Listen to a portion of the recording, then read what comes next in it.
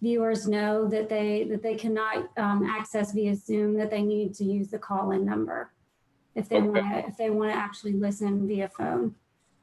All right. And we are up on YouTube right now. Great. Okay, thank you, Jennifer and Tracy.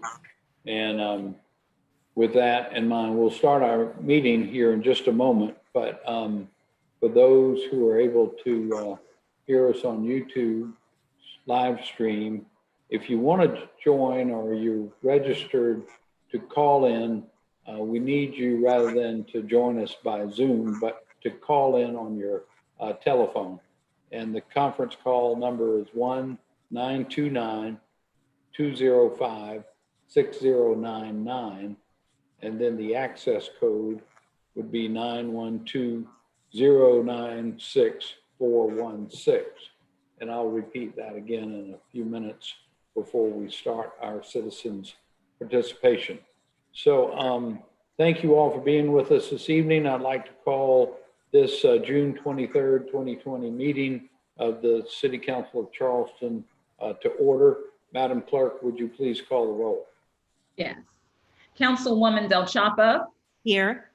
Councilmember Shealy. Here. Councilmember Saccharin. Here. Councilmember Mitchell. Here. Councilmember Brady. Present. Councilmember Gregory. Here. Councilmember Waring. Here. Councilmember Seeking. Here. Councilmember Shade. Councilmember Shade. Present. Councilmember Griffin. Here. Councilmember Appel. Here. Councilwoman Jackson. Here. Mayor Tecklenburg. Here. And now if y'all would like to join us, Councilmember Del Chapo is going to lead us in an invocation. And then afterwards, I think it's easier, I'll lead us in the Pledge of Allegiance. Okay. I'm going to do this a little different tonight, so bear with me for a minute. The first was a prayer that I found actually on Xavier University's website about leadership that I think is fitting for the 13 of us, especially tonight. Leadership is hard to define. Lord, let us be the ones to define it with justice. Leadership is like a handful of water. Lord, let us be the people to share it with those who thirst. Leadership is not about watching and correcting. Lord, let us remember it is about listening and connecting. Leadership is not about telling people what to do. Lord, let us find out what people want. Leadership is less about the love of power and more about the power of love. Lord, as we continue to undertake the role of leader, let us be affirmed by the servant leadership we witness in your Son, Jesus. Let us walk in the path he has set and let those who will follow. Let our greatest passion be compassion, our greatest strength, love, our greatest victory, the reward of peace. In leading, let us never fail to follow. And loving, let us never fail. And from some various religious traditions in Colossians 3:12, it says, so as those who have been chosen of God, holy and beloved, put on a heart of compassion, kindness, humility, gentleness, and patience. In Judaism, we learn love your neighbor as yourself. This is the most important rule in the Torah. Remembering this helps us to see the value in each and every person we come across.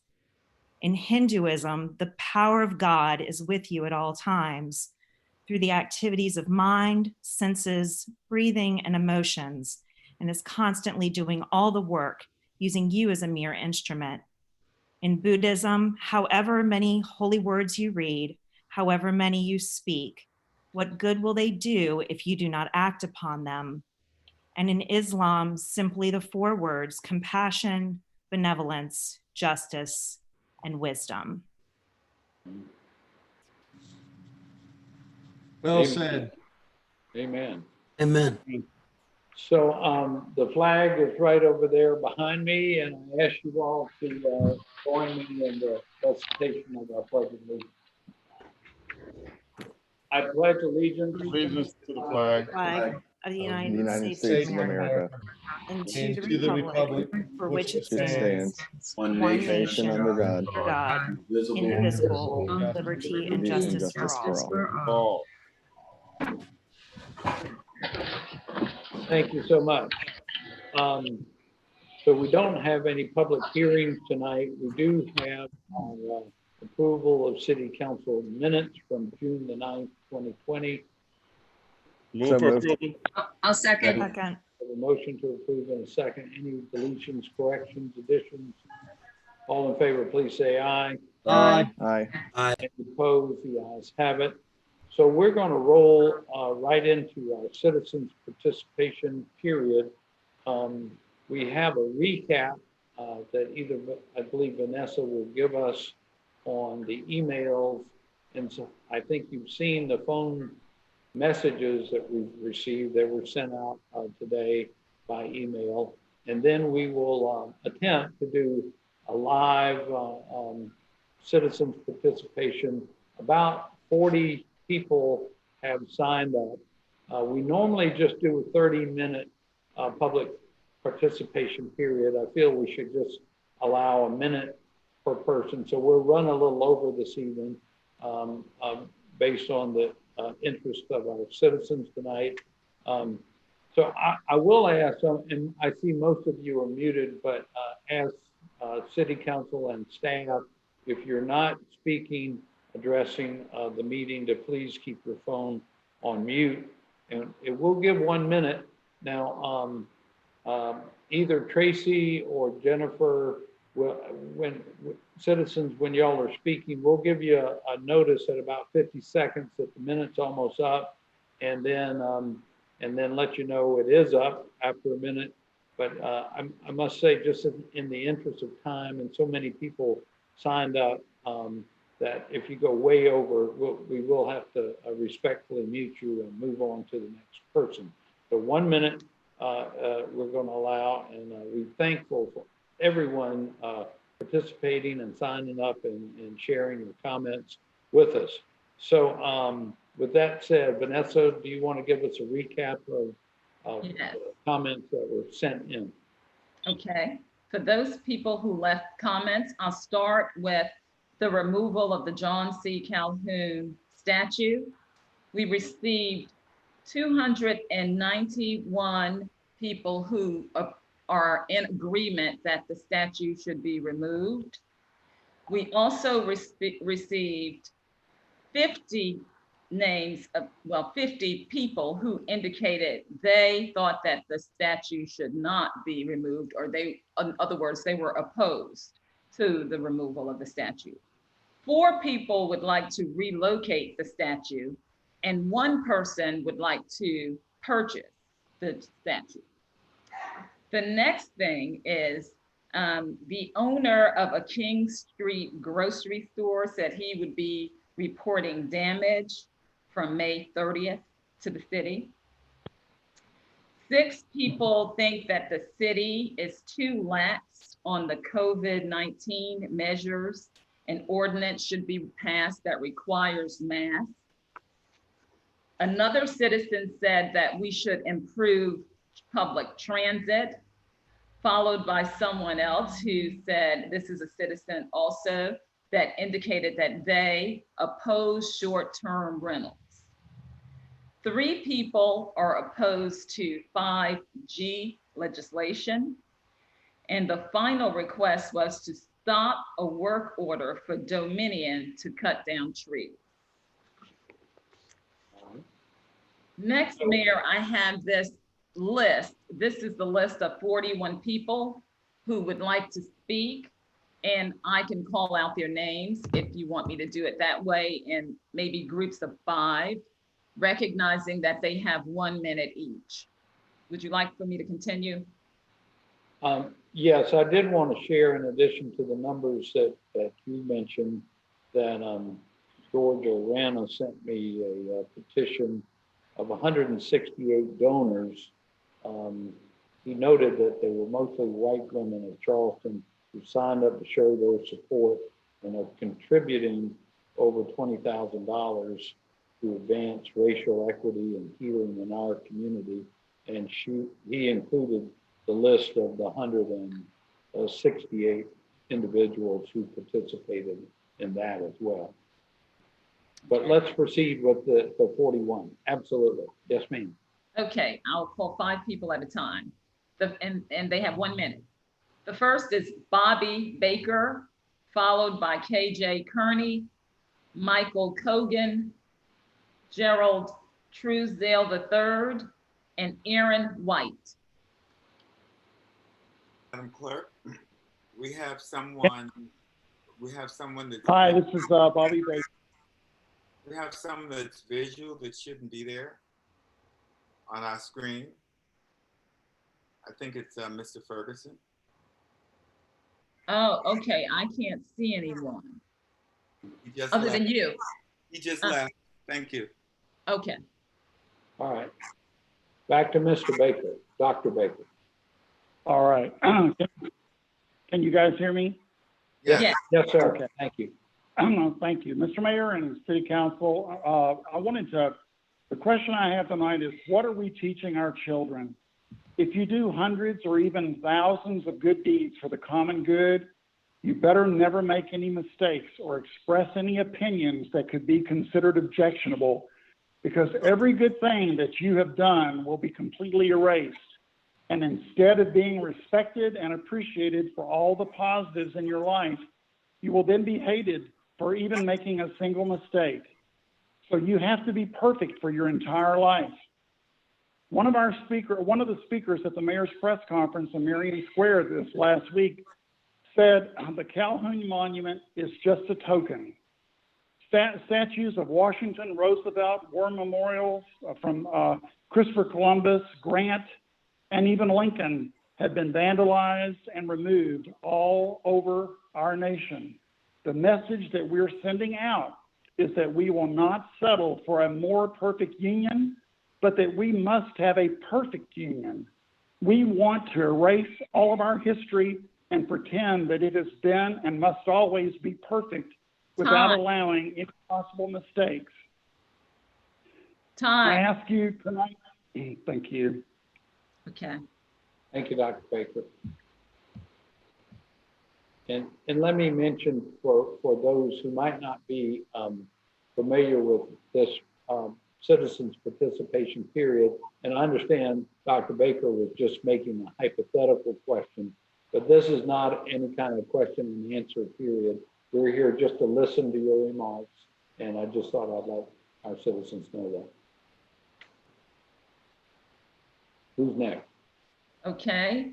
This is KJ Kearney, to be followed by Michael Cogan, Gerald Truesdale, Aaron White, and then Celeste Washington. So the next person that is on the line is actually Aaron White. So Okay, so your order is changed from what I have on my sheet. well, they're just not on the call. I can't. Their numbers. Oh, I see. So, Okay. All right, Yep. great. All right, well, just let me know. Thank you, Tracy. All right, yep, Aaron White is now unmuted. okay. Thank you. Can everyone hear me? We got you. Okay. To our honorable mayor, council members, concerned citizens, good evening. My name is Aaron White. I rise today in support of the resolution to remove the John C. Calhoun statue from Merriam Square. My wife and I are lifelong Charlestonians. I'm a local social worker and therapist and a young community leader who chose to remain here to give back to those in our beloved community of Charleston. My support for the removal of this statue runs deep. Charleston is a place that we want to be proud of. It is a place where people should feel welcome regardless of the color of their skin, their gender, religion, creed, or their sexual orientation. As an African-American male, this statue represents the antithesis of those values and has long stood as a testament to the ills of our past and the stains that continue to remain today. But those who argue heritage, the statue's historical significance, statues are for memorial and celebration, not for historical significance. Thank you. Thank you, Mr. White. Okay. What about Celeste Washington? Okay. She is not on the line either. The next, let's go to Ed Sutton. Okay. Ed Sutton, followed by a Miss Pringle. Hey, this is Ed Sutton here, and I know that my time is brief on this call, but I wanted to frame this current dilemma that we're in about who we honor in our community and in terms of how the military thinks and operates. And I'm a 14-year veteran in counting and 3 combat tours to Afghanistan. And our nation's military prides itself on fighting for freedom, fighting to free the oppressed, and fighting on the right side of history. And when we look at the values of John C. Calhoun, there's no debate here. He was an advocate for slavery. He was an advocate for bondage. He wanted to keep people down. And that runs counter to our military's values. It runs counter to Charleston's values here in 2020. And when we talk about Merriam Square and who we want to honor, we need a unifier. We need somebody that brings this community together and shows the best of who we are as a city. And 3 names come to mind. And that's Septima Clark, Robert Smalls, and Clementa Pinckney. Those are people that led with their heart and did good by this community and brought us up together. So my name is Ed Sutton, and that's my opinion on this issue. Thank you. Ed. Appreciate it. Okay, Miss Pringle. Me? I'm unmuted. Pringle. Bear with me. I have her. Hold on. Okay. If someone thinks that I'm Ms. Pringle, I'm not.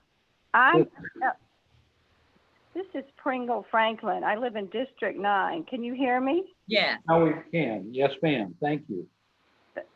First of all, I want to applaud Mayor John Tecklenburg and the 12 members of our City Council for your courage in working together to bring down the statue of Senator Calhoun in a peaceful fashion. But I would ask you this evening to consider going one step further by deciding to place a peace stub high up on the column where Senator Calhoun's likeness is now standing. Once Calhoun comes down, how unifying would it be to have either one dove or 9 white doves representing the Emmanuel 9, representing peace, representing hope and brotherly love. How wonderful would it be for the people of our city to gather together in Merriam Square and be able to look up to the sky and see this universally recognized symbol of the white dove. Thank you. Ms. Franklin, thank you so much. Thank you. Appreciate that beautiful thought.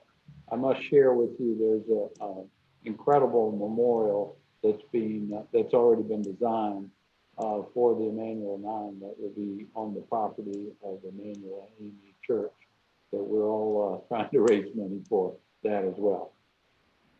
Tracy? Okay, so next will be Grace Clark, Henry Smythe, Bernard Powers, and Greg Smythe.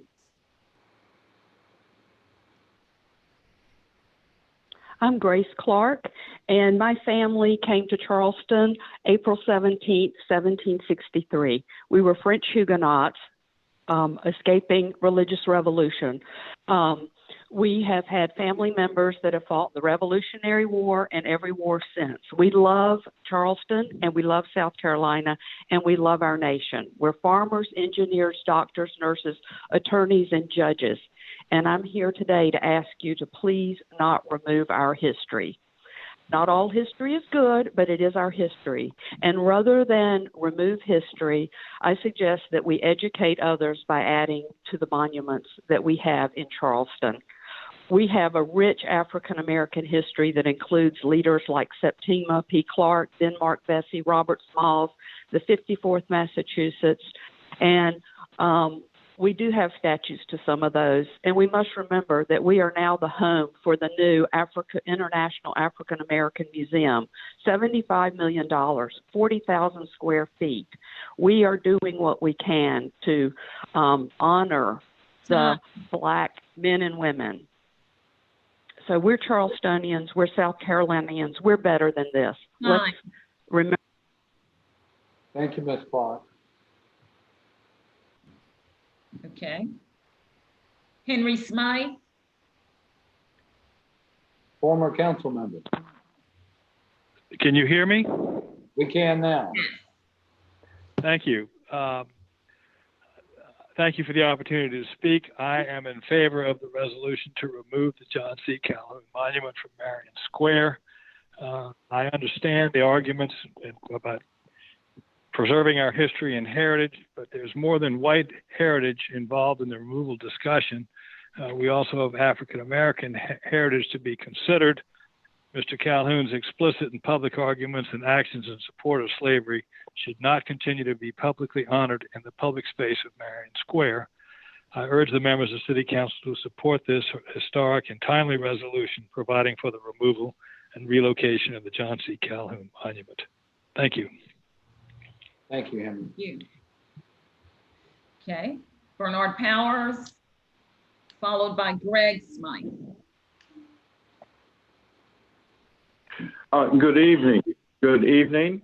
My name is Bernard Powers, the director for the Center for the Study of Slavery in Charleston at the College of Charleston. And I thank you for the opportunity to say a few words tonight.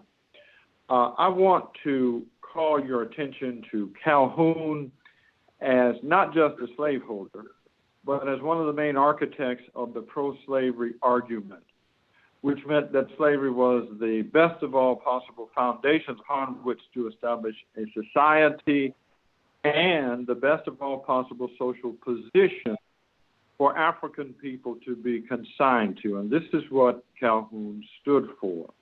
The pedestal of his statue has three words: truth, justice, and the Constitution. Those words are not explained. His beliefs with regard to those things are not explained. What is the truth that he stood for? Certainly not the truth of racial equality. Calhoun believed that slavery was necessary. I'm so sorry, Dr. Powers. Thank you. Yes, sir. Thank you for that insight. Greg Smythe.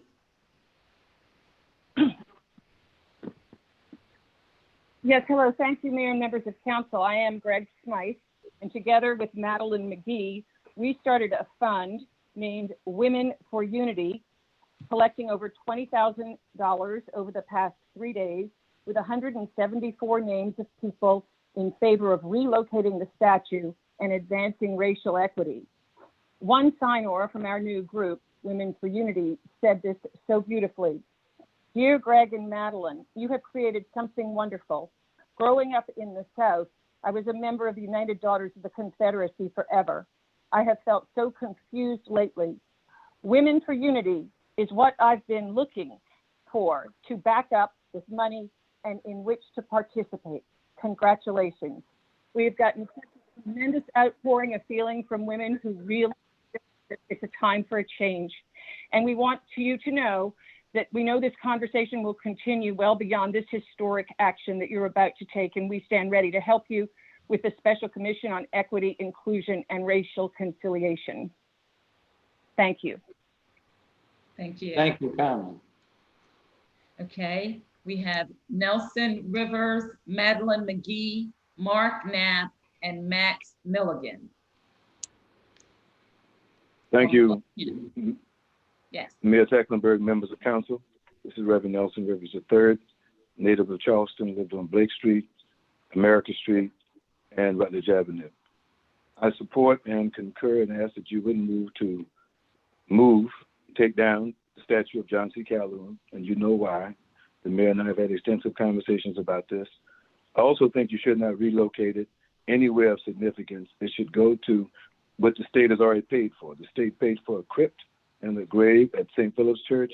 He should go there with other dead folk and dead things about Charleston. And thirdly, I think you ought to change the name Calhoun Street.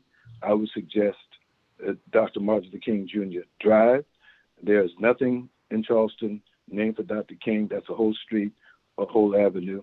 Secondly, I think that Rutledge, named for John Rutledge, the street I grew up on, Rutledge Avenue.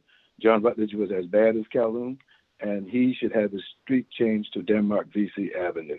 There are many reasons why we should change these, but I keep hearing folk telling me that when I had no decision, no input, and no standing, I should accept what was done without me. I refuse to. I've been fighting against this for 40 years. I'll fight 40 more. Thank you. Thank you, sir. Madeline McGee. Good evening, Mayor Tecklenburg and members of council. My name is Madeline McGee, and I, like many on this call, grew up downtown in the midst of our fair city. And I want to elaborate on Greg Smythe's story of the women who've come forward in 3 short days, almost all white women. And why did we ask white women? Because white women, through the Ladies Calhoun Monument Association, were responsible for raising the money and putting Mr. Calhoun on this pedestal. And so it is important to us that you know there are white women who believe that this monument to slavery, which is really what that message was being sent, does need to come down. Thank you for the brave action that you're taking today. Thank you for listening to your constituents. I invite and offer participation going forward. Thank you. Thank you, ma'am. Mark Knapp. I have not seen his number. I'm going to check one more time. Okay.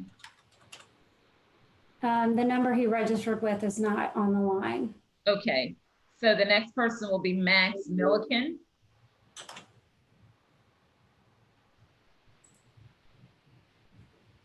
City Council, can y'all hear me? We can. Hi, good evening, Good Max. evening. Good evening, Mayor Tecklenburg and City Council. My name is Max Milliken, and I am a student at the College of Charleston. I would like to speak tonight on the matter of the resolution to relocate the John Calhoun Monument. I would like to start by saying that I'm in favor of the monument relocation and that I urge members of City Council to vote to pass this resolution. I've spent my entire life in Charleston. I was born here, I go to school here, and I believe that there is something truly beautiful about this city and the people who live here. As long as I have known Civil War and Reconstruction history, I have been confused as to why the story of Charleston is told differently or sometimes not told at all in Merriam Square and in other public spaces. Growing up on James Island and attending public school, I learned inspiring stories of leaders such as Sutton McClark, Denmark VC, Harriet Tubman, and Esau Jenkins, and many, many others. I learned of their bravery and of their passion for public good and the equality of all people under the law. My classmates and I would learn of these figures and their importance to the history of the Low Country, and this is the history that we as the people of Charleston are truly proud of. So bringing me to my next point, it perplexes me that a 115-foot homage to a man who dedicated his entire public. Thank you, Mom. We appreciate your comments. Okay. Michael Allen, followed by Maggie Mae Mel.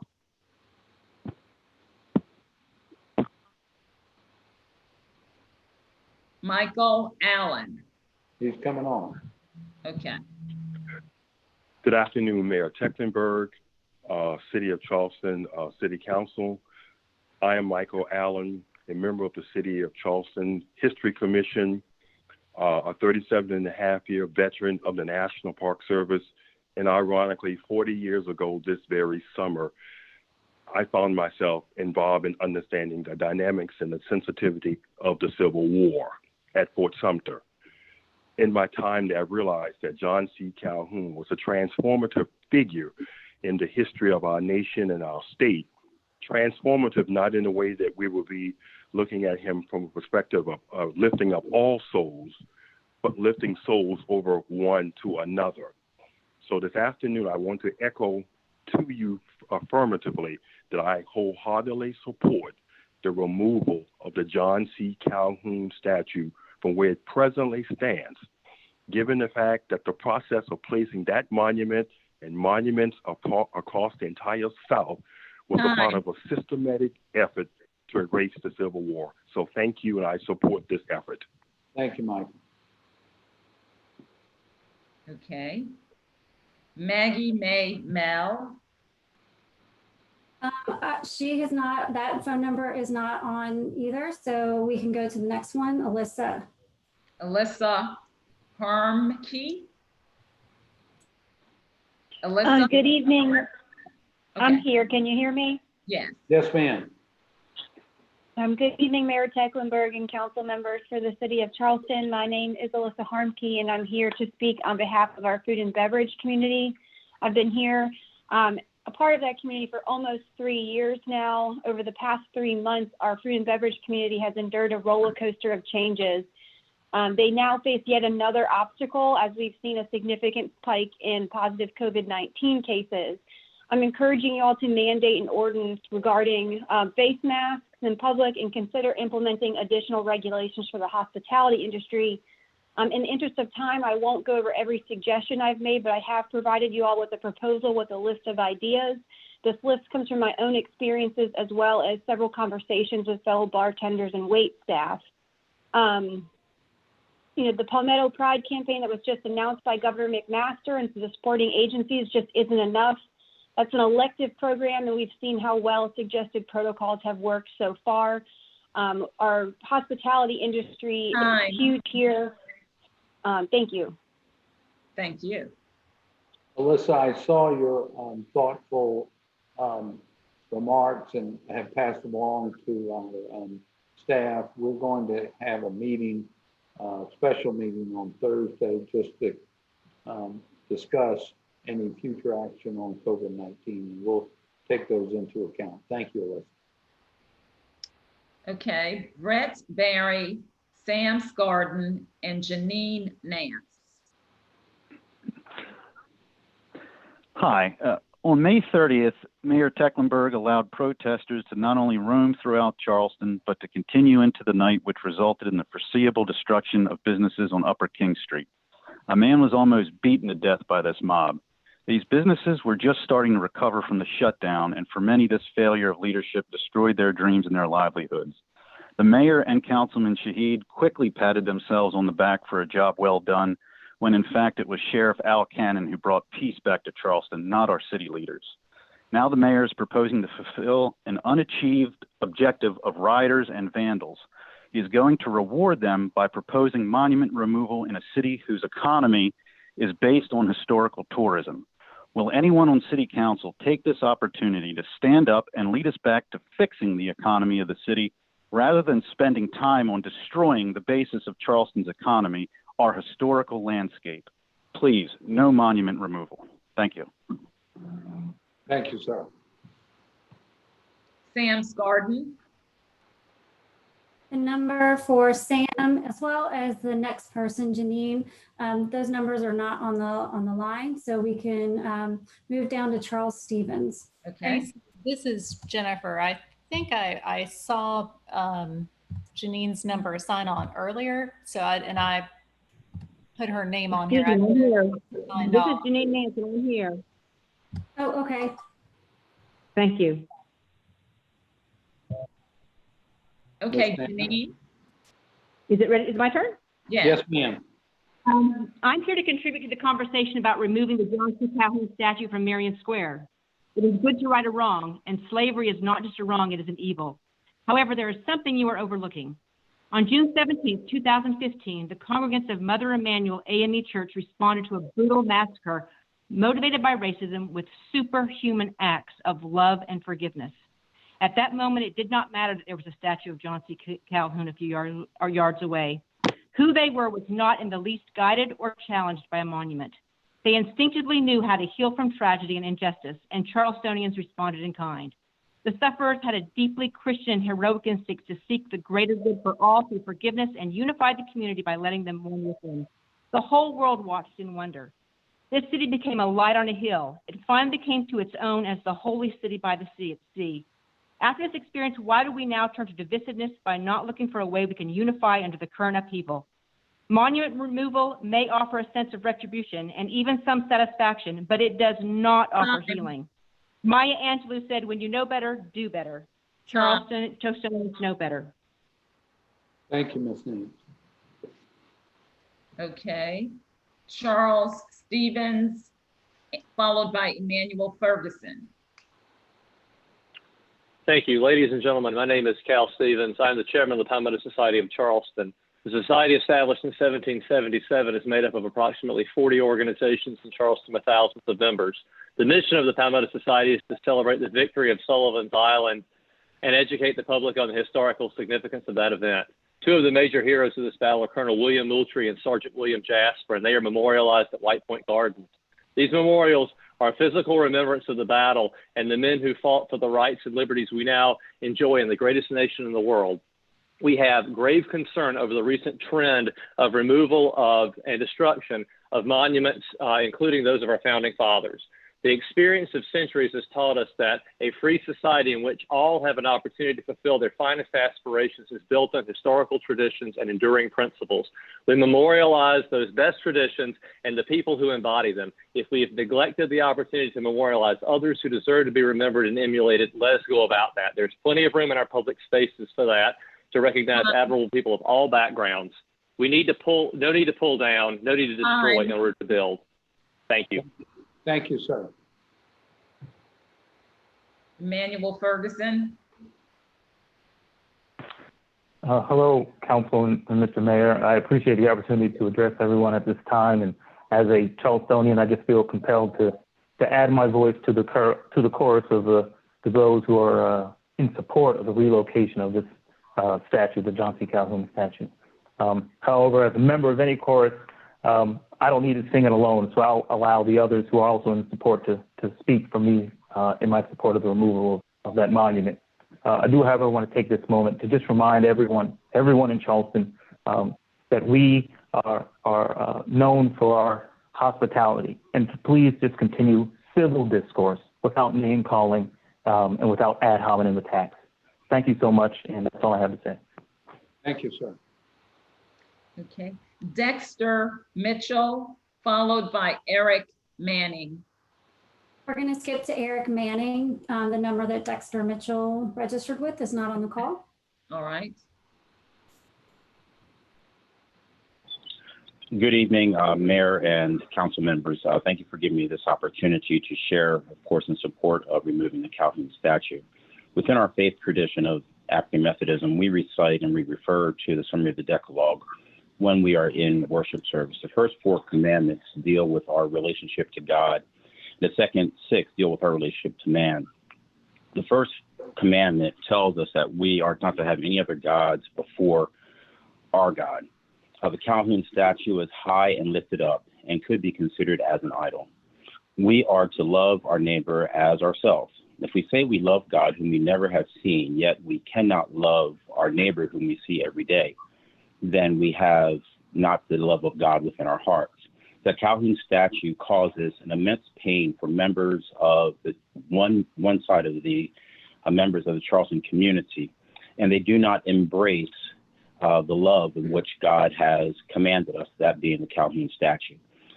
So we must continue to demonstrate love towards each other. We must continue to show love to whomever our neighbor may be. And if we are to love our God supremely, let that be observed by removing the Calhoun statue. Thank you so much. Thank you, Reverend Manning. And Mr. Mayor, I think Maggie May Mel is on the call. And Tracy, I don't know if you can unmute her. Great. Maggie May. Okay. I'm looking for her now. The phone number that I have is not on the call. The phone number that she registered with. I think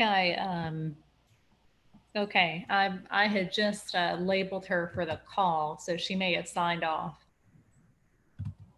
Okay. While you're checking on that, I'll move forward with Samantha Siegel and followed by Tanisha Brown. And this is Jennifer. Actually, I found Maggie May and I've unmuted. Hi, can you hear me? Yes. Yes, this is okay. Maggie May. Thank you. Okay. Yes. I would like to express my support for the removal and destruction of the Calhoun statue and all monuments that celebrate racism. I would like to address comments made by council members regarding the defacing of the statue, claiming that it made your job harder. I am not here to make your job easier. Citizens of this city are not here to make your job easier. In fact, we're explicitly here to make your job hard. That's how government works. I'm here to hold your feet to the fire and ensure you enact the will of the people and not the will of the gilded few. Doing the right thing is often difficult, and hiding behind that difficulty is an excuse of the cowardly. Hiding behind the guise of respectability politics is shameful and un-American.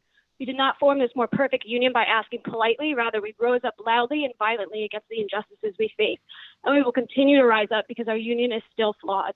Finally, I would like to remind council members that your vote is recorded. When these monuments come down, and I assure you they will, people will look back and see who stood for what was right and who stood in support of racists and traitors that would have burned the United States of America to the ground before they gave up the ability to enslave, torture, and murder their fellow humans. Thank you.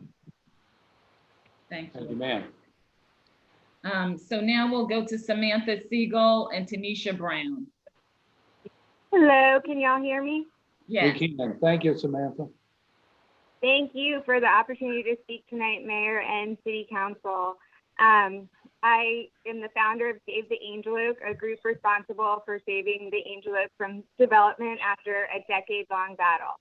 I'm pleased to hear the parking lot is finally being relocated as the current parking lot is on the tree's roots. I would like to recommend a hydrologist be employed before any plans for the surface parking lot are considered. Changing the hydrology of the site is the single greatest threat to the Angel Oak, and if trees are being removed or if any impervious surfaces are being considered, it is of paramount importance that a hydrologist study these plans to ensure the health of the Angel Oak. Also, I wholeheartedly support removing the John Calhoun statue. Thank you. Thank you, Samantha. Tanisha Brown. Good afternoon or good evening, everyone. My name is Tanisha Brown.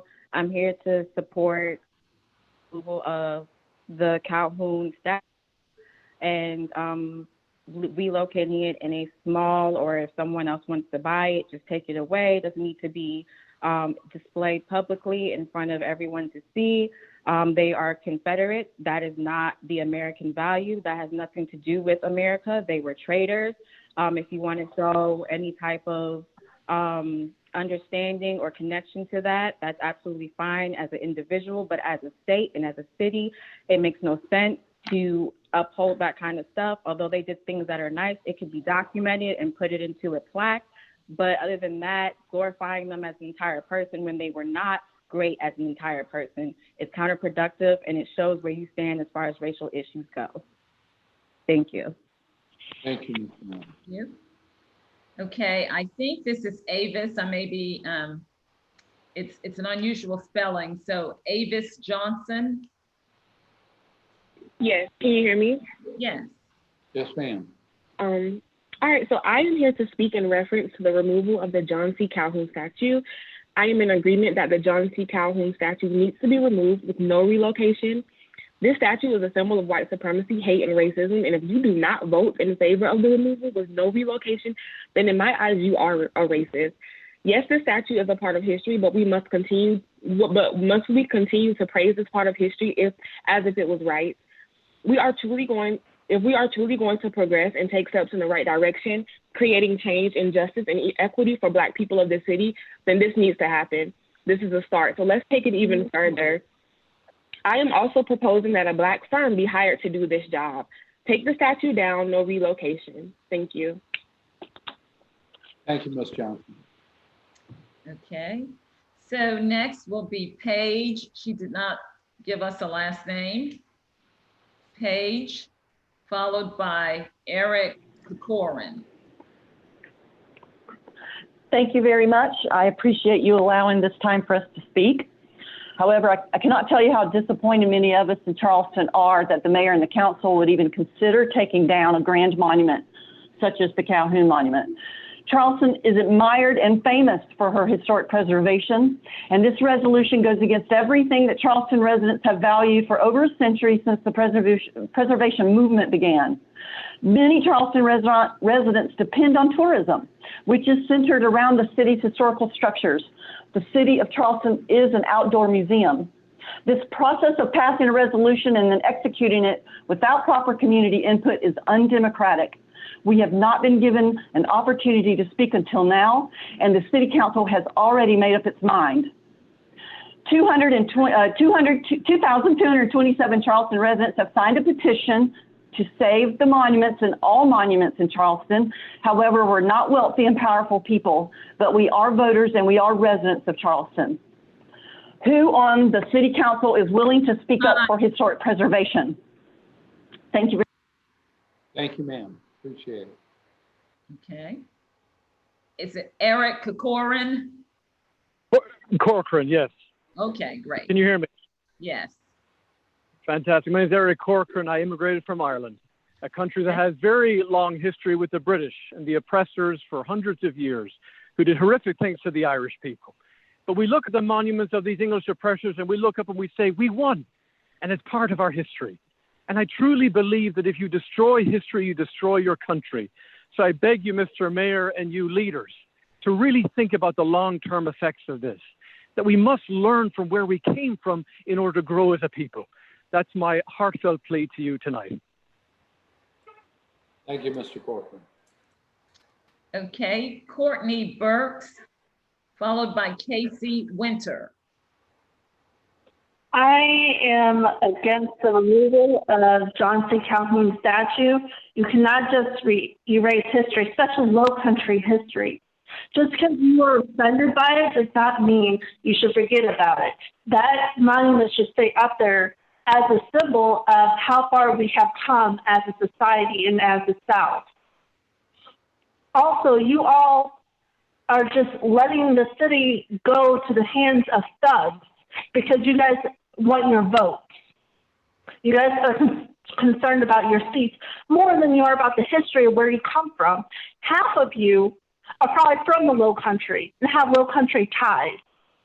You guys are turning your backs on your history, your ancestry. That is wrong. Who's next? We already have people wanting to rename streets. Are we going to take down the Washington Monument downtown as the light infantry?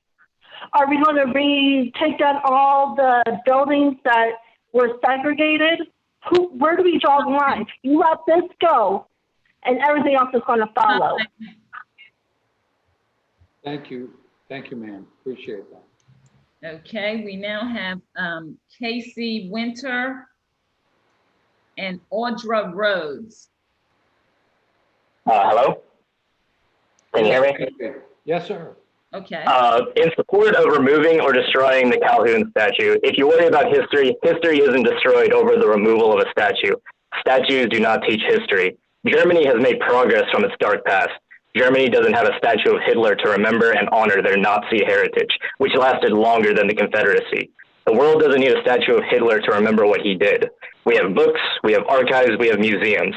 We don't need a statue of Calhoun looking over downtown in a position above all to know that he was a man of staunch defender of slavery and argued it was a positive good for the race relations of white and blacks. If you call this statue heritage, you admit your heritage is the argument for the positives of the enslavement of black people. That ends. Thank you, sir. Thank you. Audra Rhodes. Yes, hi. Good evening, Mayor Tecklenburg and City Council members. My name is Audra Rhodes, and I and my family has been in Charleston since the early 1700s. And as a descendant of Charles Pinckney himself, the stories that I heard about him whenever I was younger made me very proud to be a South Carolinian and his descendant. And I was proud because narratives and stories are important. And it's possible that nobody in South Carolina's history was as influential in shifting the narrative in the South to uphold white supremacy in the early 1800s than John C. Calhoun, as he worked his entire life to shift the belief in Southerners' minds that slavery was actually a positive good for slave owners and enslaved individuals alike. So the statue needs to come down and not go back up. Calhoun Street needs to be renamed, and we need to leave that up to our Black community as to what we should rename it. And I also would just like to remind us that narratives are also used as a tool of distraction. For example, right now, what we should be talking about as Charlestonians is properly funding Black schools in Charleston, why the most vulnerable communities are to rising sea levels and the rising levels of flooding in Charleston are typically Black neighborhoods, and why they're overpoliced, why Thank you, Ms. Rhodes. We appreciate that. We got your drift.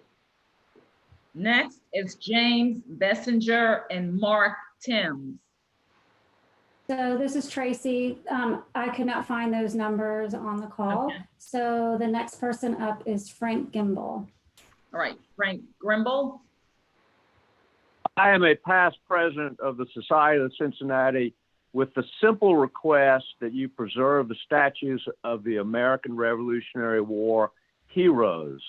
Only once since 1783 has a government ordered the removal of a statue of an American Revolution hero.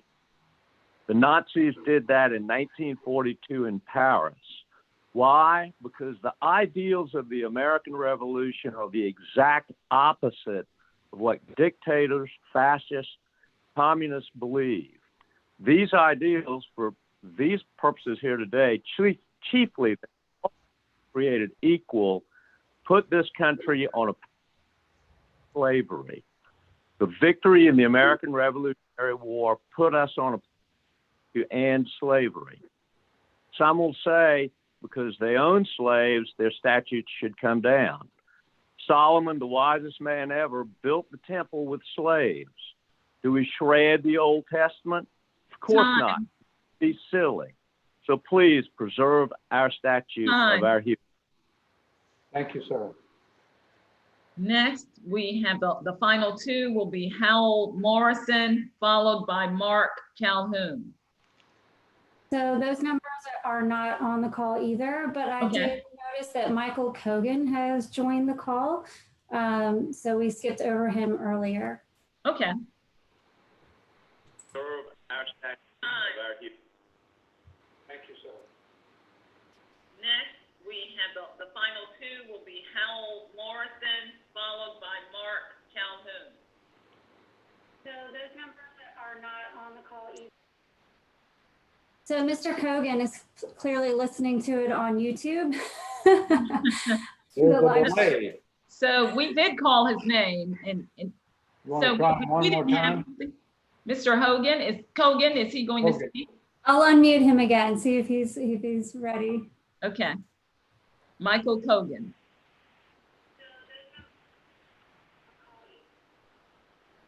So Mr. Kogan is clearly listening to it on YouTube. I am. So we did call his name, and so we didn't have Mr. Kogan. Is he going to speak? I'll unmute him again. See if he's Can you hear us, Mr. Kogan? I'm here. Okay. You're on. Can you hear me? Yes. Yes, sir.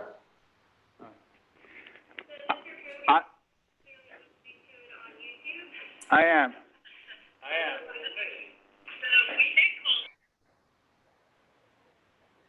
There's some confusion there with the time. All right. Can you hear us? I'm here. You're going to need to turn your YouTube stream off, sir. I urge you, seriously, the grave decision you are about to make. Can you hear me or not? We hear Should you. I speak on the phone or not? Yes, sir, you're on. All right.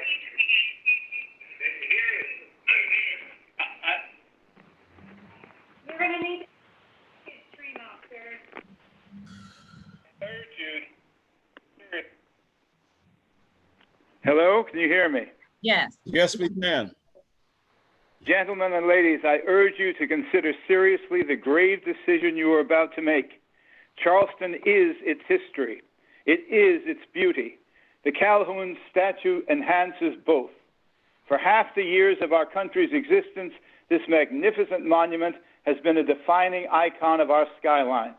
To remove it is to strike at the heart of our aesthetic and historic identity. By doing so, you would put Charleston on the slippery slope downward into historic amnesia and aesthetic impoverishment. All the founders of this city owned slaves. Are we going to remove every street name and every statue in the city? Are we to denude our city of the memorials which beautify and enrich our environment? Please consider the consequences of such a rash and thoughtless act. Do not erase the icons of memory, sacred to most of our population. This will only cause hate and division, not reconciliation. Time. Thank you, Mr. Kogan. Appreciate it. That concludes my list, Mr. Mayor. All right. One moment, can you hear me? We can, sir. This is Howell Morrison. I was on the line when they declared I wasn't, but I unmuted. May I have my minute? Yes, sir, absolutely. Please proceed.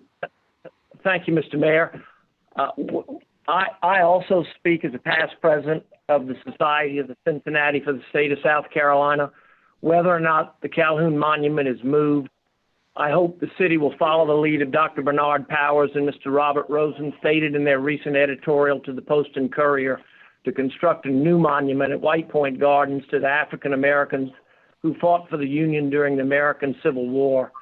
The current protest movements have no interest in distinguishing between historical figures based on the merits of their lives. Their aggressions demonstrated the capacity to destroy whatever they feel represents the establishment, the destruction and vandalism that Gandhi, Churchill, Christopher Columbus, St. Junipero Serra, General Grant, President Roosevelt, President Lincoln, President Washington, President Jefferson, those have all been indiscriminate attacks in the last 2 weeks. We must pause to remind ourselves that men like Washington, Jefferson, and our own General William Moultrie played important roles in establishing this country as the first great republic of modern times. Time, Hal. Thank you so much for your comments. I appreciate that. All right. Did we have anybody else? And I'm going to recognize. That was it on my list, Mr. Mayor. Okay, so thank you all, citizens. That was a very robust discussion and comment from you all. We so appreciate your comments. So that's the end of our citizens participation period.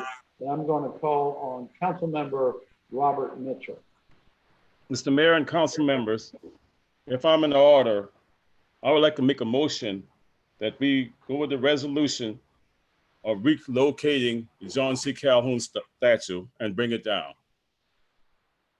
And I'm asking my colleagues to go along with me. As being a person that was out here for a long time in the civil rights movement, I know how the city of Charleston was all those time back in the 50s. A lot of us talk about heritage, we talk about peace coming together. It wasn't that way. It didn't happen. It didn't happen. So now's the time now. We need to have some healing process. And I don't think a statue is a place that's gonna really bring any healing process to us if we let it stay there. So my motion is to bring the statue down, relocate it to some other place other than Merriam Square where it's located. It's sitting so high, and as in my teaching coming up, I only serve a God that sits high and look low, not a statue. So I don't worship a statue. So people who are calling and saying they worship a statue, then I think something is wrong in that equation to me. So the statue needs to come down, and I'm making that motion, and I'm asking someone to give a second, and let's go on. I second that motion. We have the motion made by Councilmember Mitchell and a second by Councilmember Jackson. All right, council members, I'll open the floor if anyone, I guess before we start any further discussion, I did want to make a point about the history. I really do hear our citizens' remarks about Charleston's incredible history. Some of it is though tragic. And the purpose of this resolution is not to discard any of our past, but to honor our lessons, not to erase any of that history, but to write a new chapter in history. And, you know, unlike cities we've seen now that were just mentioned where statues have been pulled down and destroyed, this motion will preserve and protect the statue actually, and put it in a place, an appropriate place where its history can be told, not from a high tower towering over our city, but in a place where that contextualization can occur. Now, someone just referred to a wonderful idea that was proposed in an op-ed this past Sunday by Dr. Bernie Powers and by Robert Rosen, two noted local historians. And I have asked those two gentlemen to co-chair a task force, an advisory task force that will advise the city on the future location of Mr. Calhoun, but also to advise the city and the Commission on Equity and Racial Conciliation from a historical point of view, additions that may be made to our city to recognize those citizens who have not been recognized before, and to make a balanced historical review of any future changes that would ever be made in the city. So we are going to respect our history, and we're going to do it in a very balanced and reasonable way. And so I did want to let council know that in addition to the removal, that we will have this task force, advisory task force, led by Dr. Powers and Robert to help advise us going forward. The floor is open. Mr. Mayor, this is Gregory. Councilmember Gregory, and then just so that we're consistent. Yes, sir. As you know, the commission has a history and culture subcommittee. That's correct. And I just think instead of us having an additional task force, that should flow through the commission. Right. And they can be co-chairs if need be of the subcommittee on history and culture. But I think if we create another task force, it becomes confusing. I understand. And my intent was, I mentioned the commission for this group to advise the commission and hence all of council as well by way of the commission. Absolutely. Thank you. Councilmember Shea, and then Shealy. Thank you, Mr. Mayor, members of council, Madam Clerk. Today, City Council is called upon to vote on the resolution to remove the John C. Calhoun statue and for it to be relocated to a suitable location. The debate surrounding this resolution has and will be one of the more publicly controversial decisions before this council.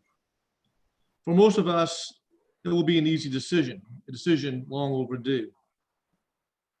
2 years ago, this body was presented with a resolution calling for the city to issue a formal apology for its role in slavery. That resolution passed by a thin margin. Without hesitation or a second thought, I wholeheartedly supported that resolution. Today, I have reached my decision with an equally firm and absolute resolve. A monument is by definition something erected to keep alive the memory of a person, their beliefs, and their deeds. We are familiar with the history of this statute, with the first one being erected soon after the end of Reconstruction in 1887 and the current one in 1896. The memory enshrined in this statute is that of an elected official who was a prominent proponent of slavery. The Calhoun statute is the one symbol, object, document, or marker which has universally and consistently, since it was erected, drawn the ire of Black citizens of our community, as much as the Confederate flag flying over the state capitol. John C. Calhoun in this statute, which has memorialized him, has spanned over 3 centuries with a legacy tied to white supremacy, secession from the Union, the passage of Jim Crow laws and practices, and efforts to defeat civil rights advances. The question before us is not whether to remove the statute, but why have we spent so much time and energy debating over a symbol that divides us? We need symbols that unite us. How then can we expect to make true progress on racial equality, basic human rights in education, in housing, in employment opportunities and advancements, and in criminal justice reform if we spend so much time doing what should be the obvious? Monuments should be erected to help keep alive the memory of someone and some belief that is universally accepted. This statute, from day one, failed that basic test. We are called upon to recognize Charleston's rich heritage and diverse cultures. We are tasked to honestly examine its past and present and to set the course for Charleston's future as a united city. This resolution helps fulfill that responsibility. I ask all of us to stand together in peace, working to address racial inequality. Madam Clerk, please note my vote as being a solid yes. Thank you. Thank you, Councilmember Sherry. Councilmember Shealy? Thank you, Mr. Mayor. On Sunday, May 31st, between sunrise and probably 10 o'clock, the people of Charleston showed our real Charleston community. I got downtown, I guess about 7:30 a.m., parked my car near Merriam Square. There was a guy there with a 5-gallon bucket picking up trash, glass, debris, all kind of nasty things with his bare hands. And when I parked, I got out, he said, well, you're late. He was right, because there were a lot of people in the street cleaning up at 7:30 in the morning. And I started to walk down King Street a little bit. I spoke with another man who was cleaning up. He told me about the horrible night that he had experienced. And he let me know he's homeless, but he said this is his home. We need to work together. I turned back down toward Merriam Square, and a lady asked me if I had any extra gloves. She told me her boyfriend's one of our downtown firefighters, and you know, that she just felt like she had to do what she could after hearing what had gone on that night. Some of my West Ashley constituents showed up, came to me, asked me where to start. I told them, listen, I was just told I was late, so jump in wherever you can. Not long after that, it's when I partnered with other city and county council members to try to jump in and do our part. And as we worked, I saw people from every part of Charleston who were represented that morning. Every person who is a Charlestonian, you were represented. There were thousands of people there. And yeah, there were different emotions being displayed, and some of you know about that. There was heartbrokenness, there was anger, there was sadness, but everybody there had a strong passion for Charleston and worked together to repair and clean up Charleston that morning. And all of this is being done with the threat of the coronavirus that could have given anybody a legitimate reason to stay home. So I'm not blaming anybody that didn't come down there, because certainly there was concerns, but these people fought through those concerns to build Charleston back up. As we got about 10 o'clock in the morning, those people were all asking what needs to be next. And they were asking that because it was complete. It was pretty much cleaned up. Now there still needed to be some repairs, glass replaced and things like that, but the cleanup was done by 10 a.m. That's the true spirit. That's the true spirit of Charleston. Now, 5 years ago, those feelings of heartbrokenness, anger, sadness hit Charleston even harder. We lost 9 of the greatest people in our community, members of Mother Emanuel. The way that happened is unbelievable. They welcomed a man in to learn about the love of Jesus Christ. And he pulls out a gun and shoots them only because of the color of their skin. I don't even want to imagine how I would have felt if that were my immediate family members. Had this been done in any other place, any other group of people, there would have been destructions, riots, evil all throughout. However, the family members in the middle of their worst nightmare, with an incredible sense of loss and grief that most of us, I hope, will never know, they gave forgiveness and they wanted peace for Charleston. And since then, many of those have stepped up to be our top community leaders in a very peaceful way. They've made Charleston stronger and they've united us. We could have been ripped apart. But right now, there is a wedge in our unity right now. We're not united right now. And we got to find a way to join together as the greatest city once again. I've heard and read the different opinions of John C. Calhoun. Some defending who he was and the great things he's done, and of course those who know his racist actions. Our community has come together strong for the 51 years that I've lived in Charleston. When I was approached with the idea of removing the statue from Merriam Square, I was very concerned because I know people on both sides are very passionate. But I believe the statue can be relocated to a place where it can be safely displayed for those who choose to visit it. And I believe we should move it there. I just believe it's the best solution and the best compromise. So I say to those of you who peacefully protested, I want to say thank you for staying peaceful and thank you for expressing your feelings. But for those who did harm to our city, you've accomplished nothing here other than adding to your criminal record. This has nothing to do with you. You're not the reason for my decision tonight. And for those of you who were disrespectful to the mayor and city council members last week at the press conference, you almost blew it. So this isn't about you either. For those who chose to vandalize that monument, your only accomplishment is now you have a criminal record. And you may be reminded of that every time you apply for a scholarship or a job. You're not the reason for tonight because you were not there to bring peace to our community. And that's what we need. I'm going to support relocating Calhoun statue because it's a wedge that is splitting us apart. I support this for the good people who jump in for the good of our community, like on May 31st.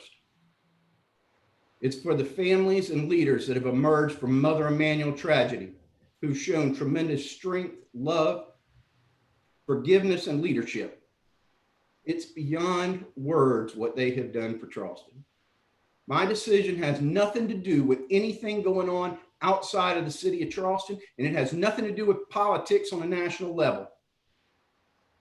Charleston is more important and more personal to me than that. It's for hundreds of Black leaders in Charleston who've made our city better every day.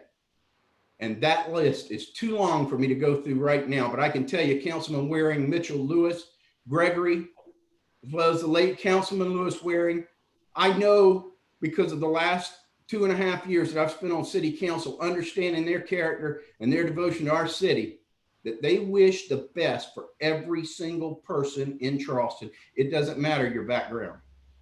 It's hard, it may be hard for someone to know what I'm talking about who's not spent that time seeing these men devote their lives, taking away time from their families and their businesses to make life better for every person who lives in Charleston. So my hope and prayer is that everyone will come together in Charleston.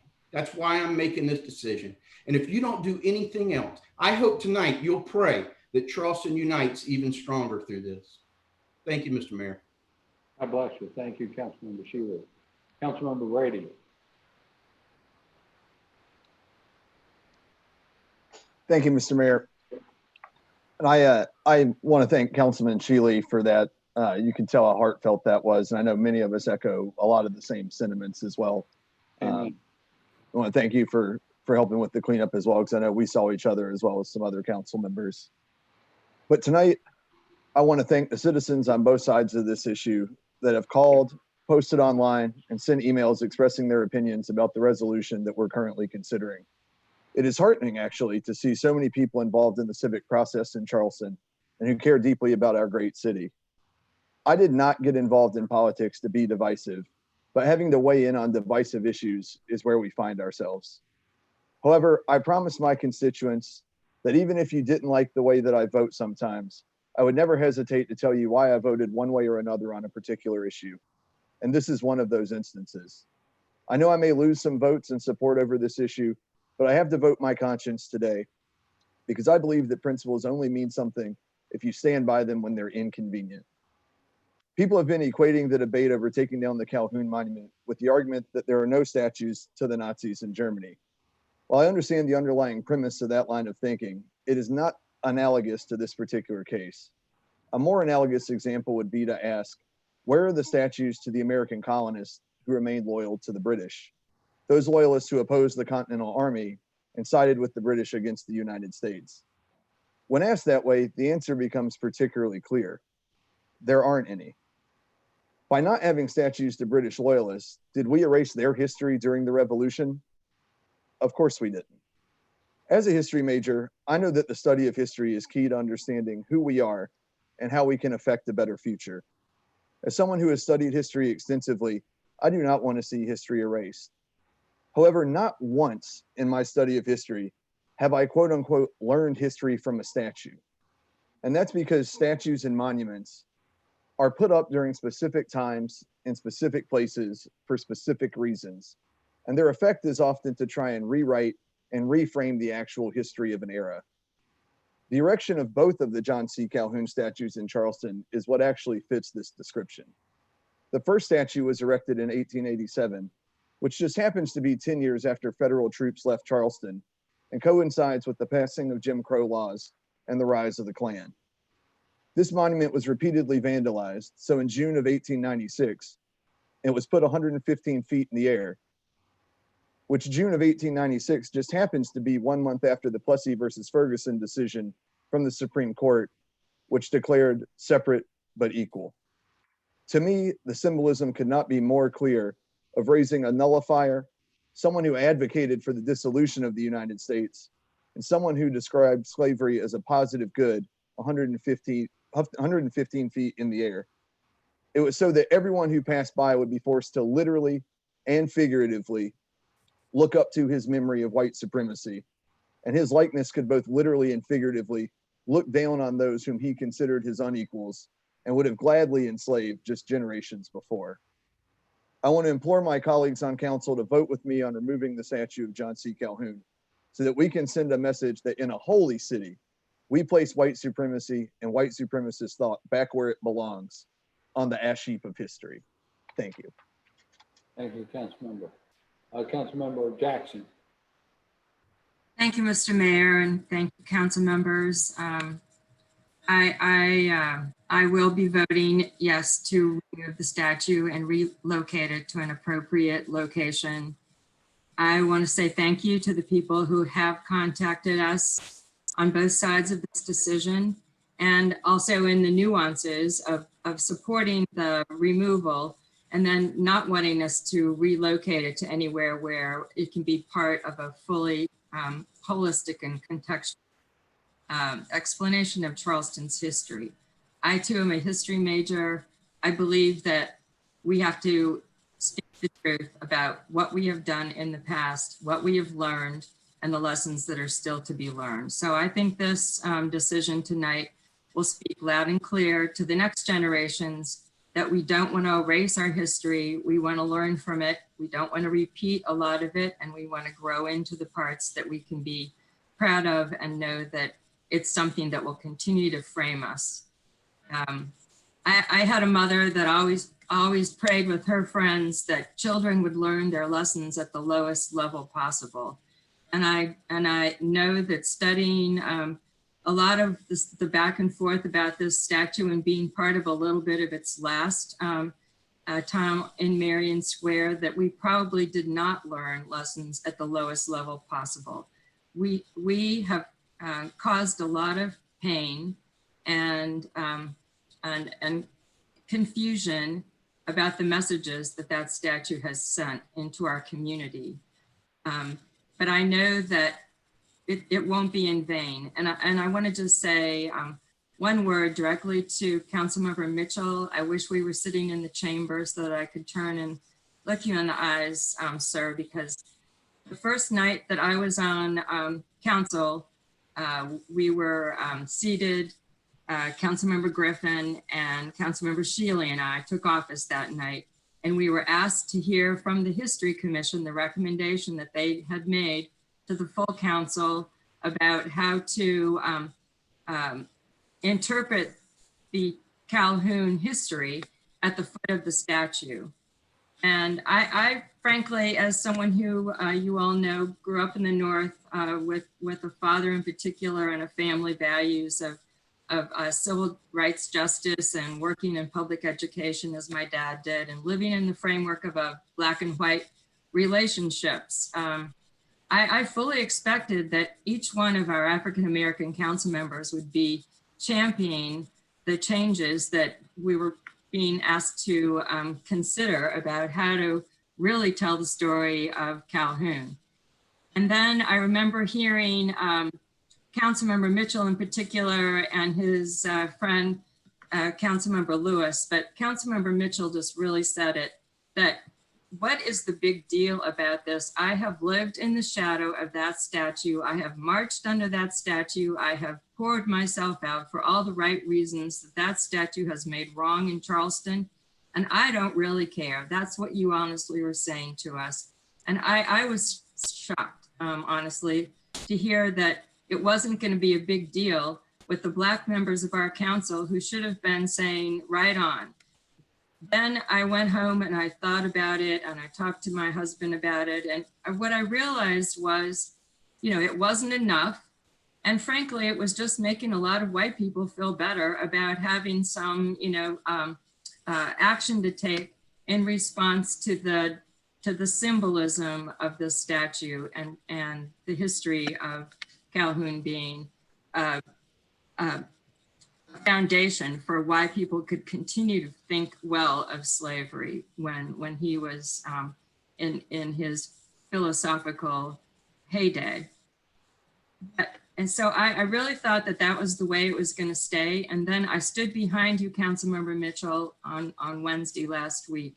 And when the mayor made his announcement about he was going to bring this resolution to us and tell us to vote to take the statue down, it was like I honestly saw your shoulders lift higher.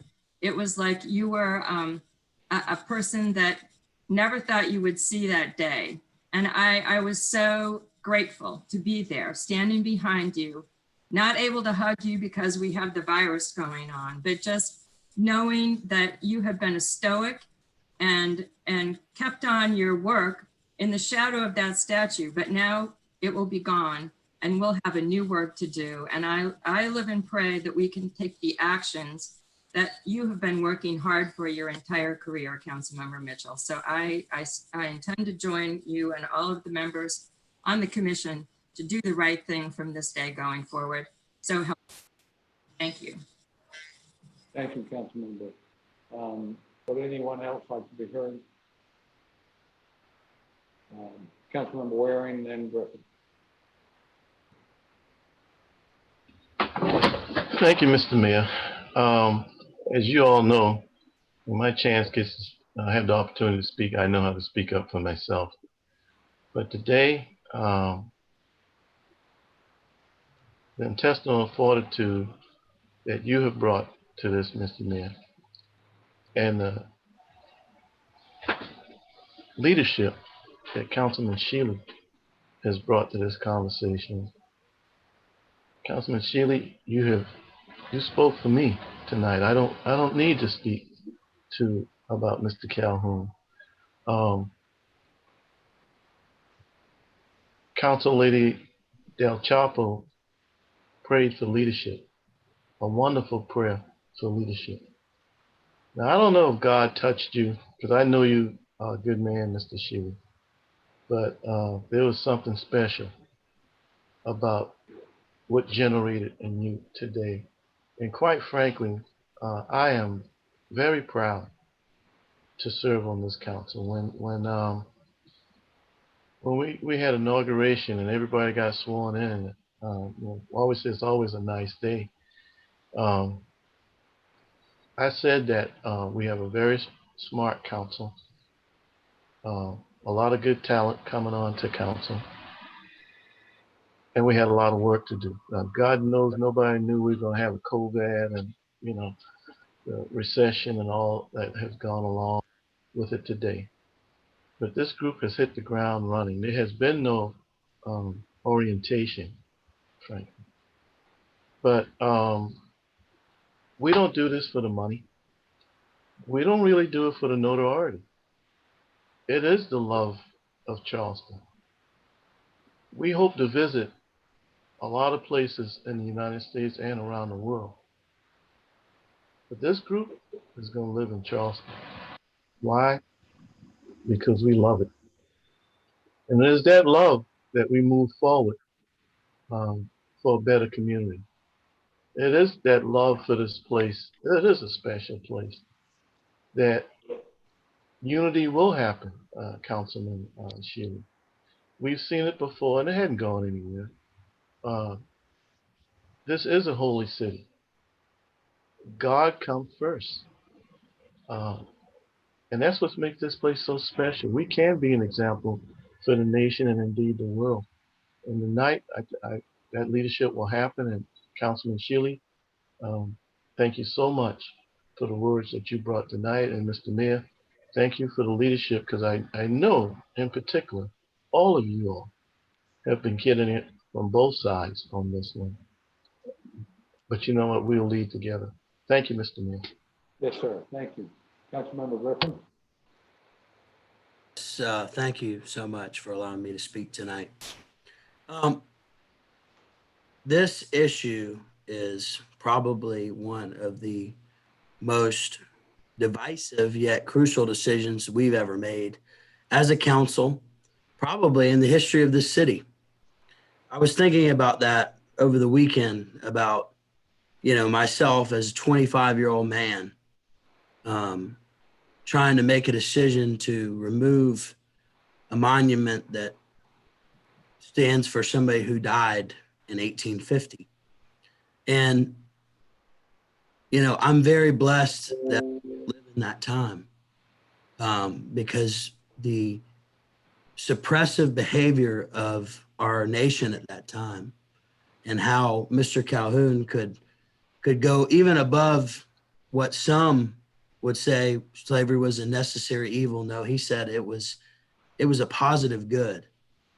And even his thoughts were very irrational to his colleagues. He, colleagues like Henry Clay, they didn't understand him.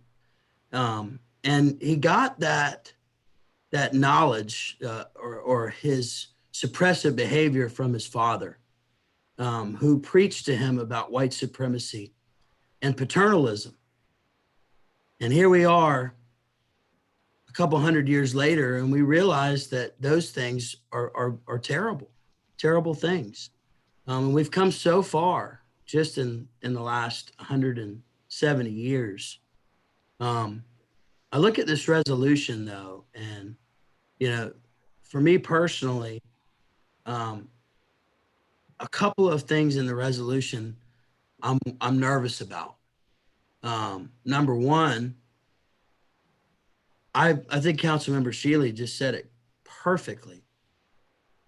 This movement of the statue has nothing to do with anybody who created violence in our city. And this is not a reward for bad behavior at all. This is a way to try to narrow the gap of racial inequality that we have in the city.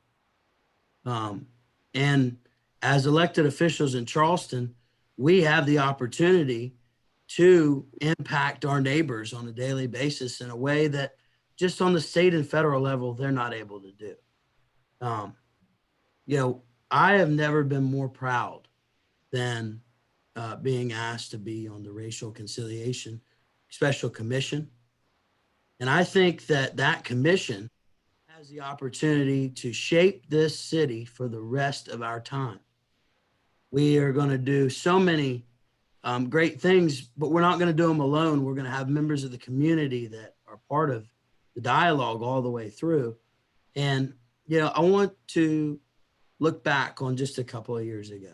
Councilmember Shaheed spoke of the vote to apologize for slavery. I voted against that apology for a couple of reasons. Some people are never going to forgive me for not apologizing. Some people are never going to understand why I did it. But I want to share a story with you just about how my personal feelings have changed over these last couple of years. After that vote, I was speaking with one of my best friends since we were little, And he was explaining to me about how I'll never understand what it is to be Black. And I never really thought about that. And I never really thought about the privileges that I have as a young white man who grew up in suburban Charleston and attended the best schools in Charleston County. I never understood really how great the divide is between people of color and white people in Charleston. And it is a suppressed anger or hurt. And I see that now, 2 years later. I can see how a statue, while it is, a piece of rock, can be a symbol for all that is wrong in our city, even today. Yes, we have gotten past slavery, and yes, we have gotten past segregation, but the root of the evil still remain today. And we have an opportunity, especially with this special commission, to really take a look at what has oppressed people of color in the city and how we can narrow the gap between, white people and people of color in the city of Charleston. It's a tough thing to talk about. I would love for us to prove to John C. Calhoun every day that what he stood for was wrong, that we'll never go back to that ever again. And that we will never allow his white supremacist views to ring true in our city. We've already proven with our actions time and time again how amazing we can come together in times of adversity, in times of crisis. And this is just another example of that. I would like to see some sort of a conclusion as to where this is going to go.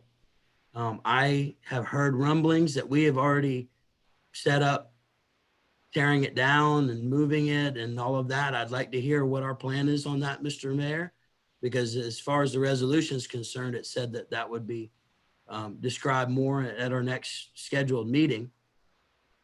But I think at the end of the day, we talk about compromise, and that's such a tough issue to really get behind.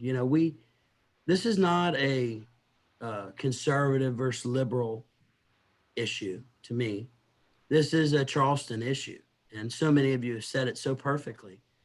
We as a city are different than every other person around this world, around this nation, around this world. We're just more loving. We have more love in our heart. And even when we're divided on issues like this, there just seems to always be a way that we can get past that divide. And in this time of our country right now, and how divided we are as just a people, we have an opportunity to show the nation and the world how loving Charleston can be and how we can use this opportunity to bring people together instead of tear people apart. Unfortunately, when we discuss these issues, and I heard one of the people that spoke tonight said that if you vote against it, you're a racist. I don't think that's true. I heard another person say, well, it's not my job to make your job easier. I would ask those kind of people that are hurt to come to us and let's try to find a way that we can come together, because I heard a lot of hurt in their voices. They're upset and they're frustrated. We have an opportunity to correct that, and I know we will. It's not going to be easy, but I just want to know that we're going to have some finality to this situation and where this thing is going to end up, so that the people that visit our city, 8 million people plus a year, who do come, some come to look at monuments, and I'm sure there are people, I'm not one, who come to Charleston to see that monument, that statue. Where is it? What is our plan for that? And have we already made some plans? Mr. Mayor, if you don't mind answering me on that. I'll come back to you on that. I'd like to hear if any other council members would like to be heard. Councilmember Appel. Thank you, Mr. Mayor. I appreciate the opportunity to speak tonight on the historic resolution before us. I want to make sure my position on this matter is preserved for the record. Our nation and our city are at a historic crossroad on the enduring issue of race. We have made substantial progress, yes, but there is no question that structural inequities persist in education, healthcare, housing, and yes, policing. We must keep working with our colleagues at the state and federal levels on much needed substantive reform. Let me be clear, this and only this will make a real difference where it matters most, in people's lives. But progress on race is not just about policy. It's also about the heart. I wish we could pass an ordinance tonight outlawing hatred, or a resolution banning prejudice, or a set of guidelines prohibiting injustice. But guess what? We can't. We don't have that power. At the end of the day, the community must come together and realize once and for all, what we share far exceeds our differences. Despite these turbulent times, overall, I believe we are making progress. However, there's no escaping the fact that symbols are important too. They project who we are and broadcast what we choose to honor as a community. And that brings us to the issue of removing and respectfully relocating the John C. Calhoun statue in Merriam Square. And first, let me say this. I wholeheartedly reject the extreme push to delete from history every monument and historical figure at odds with, and even the slightest way, modern norms. We cannot throw the baby out with the bathwater. We must resist a radical agenda that seeks to portray this great country as irredeemably malevolent. It's not.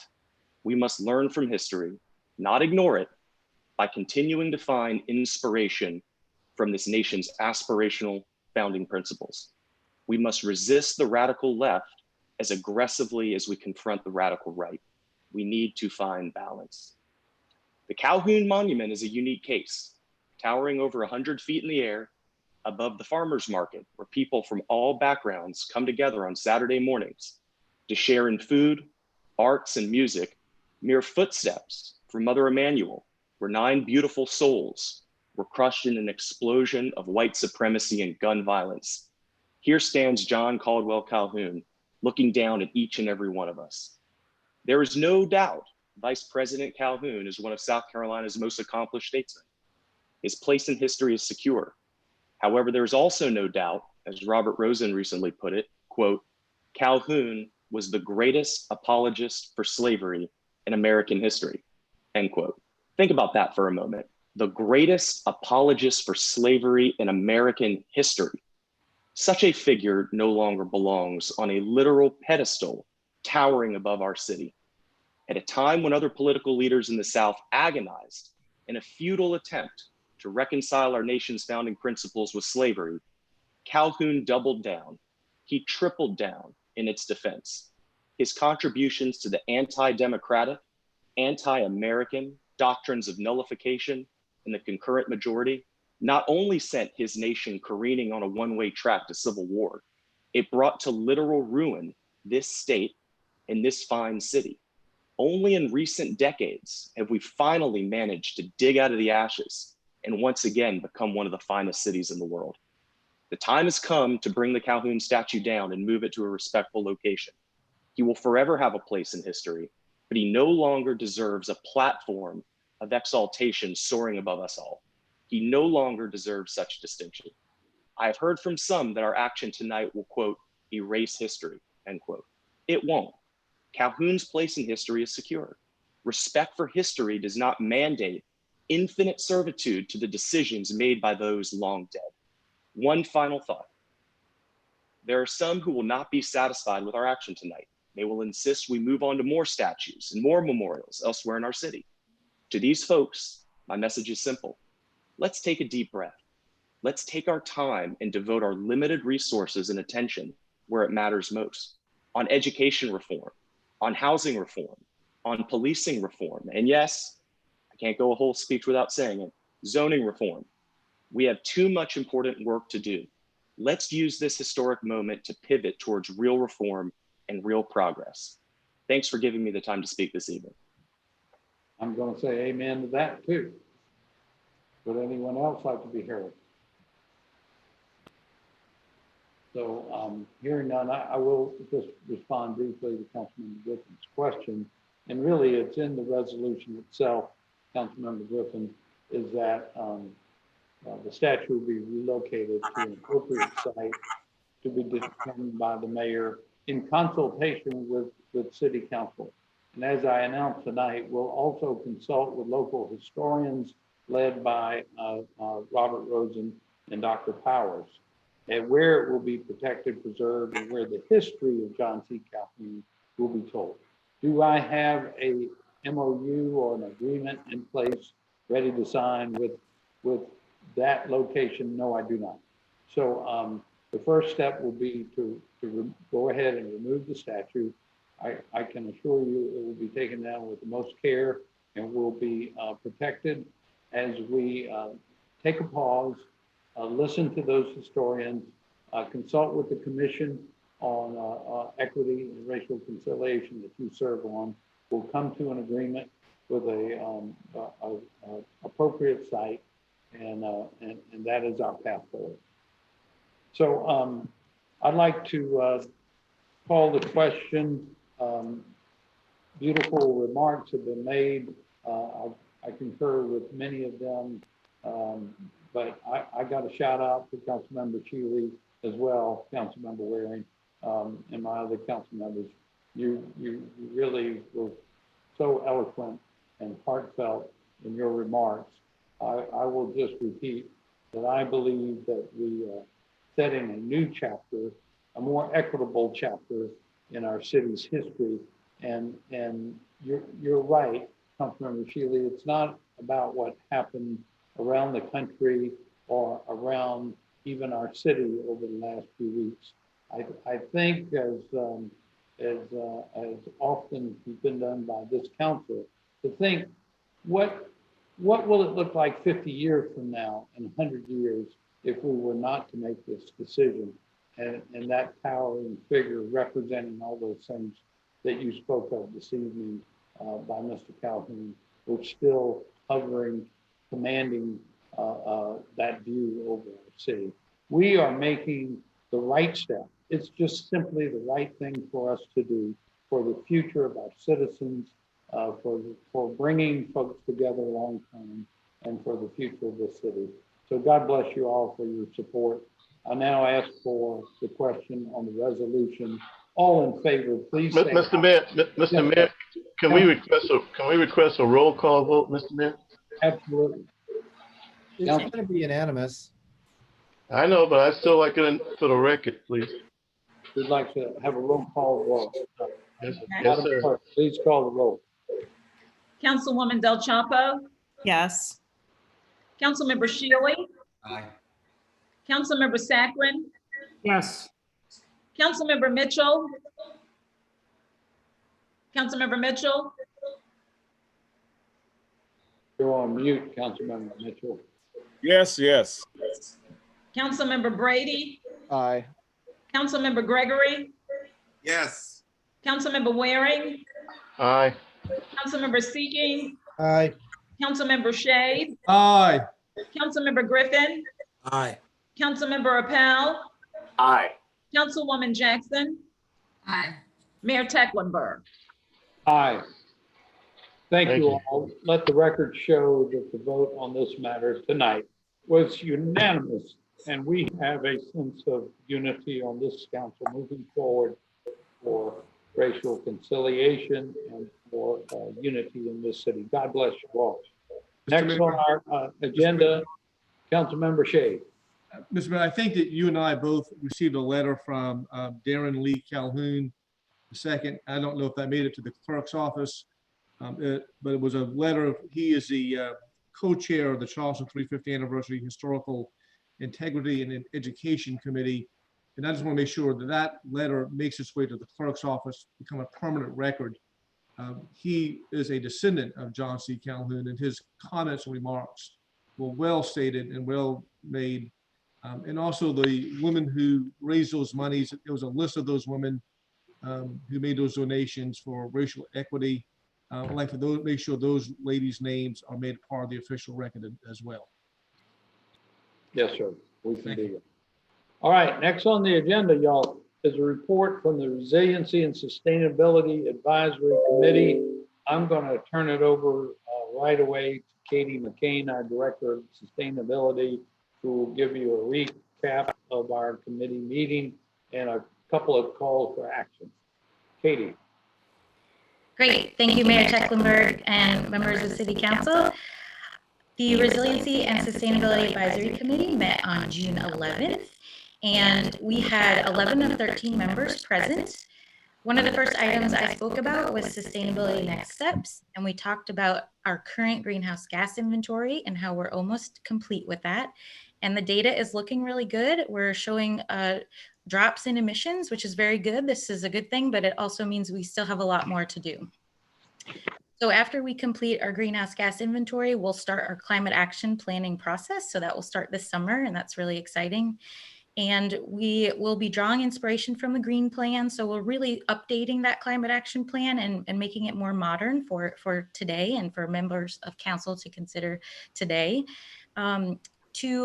To work on this together with the community, we're going to be forming a climate action task force group. And I will reach out to members of City Council.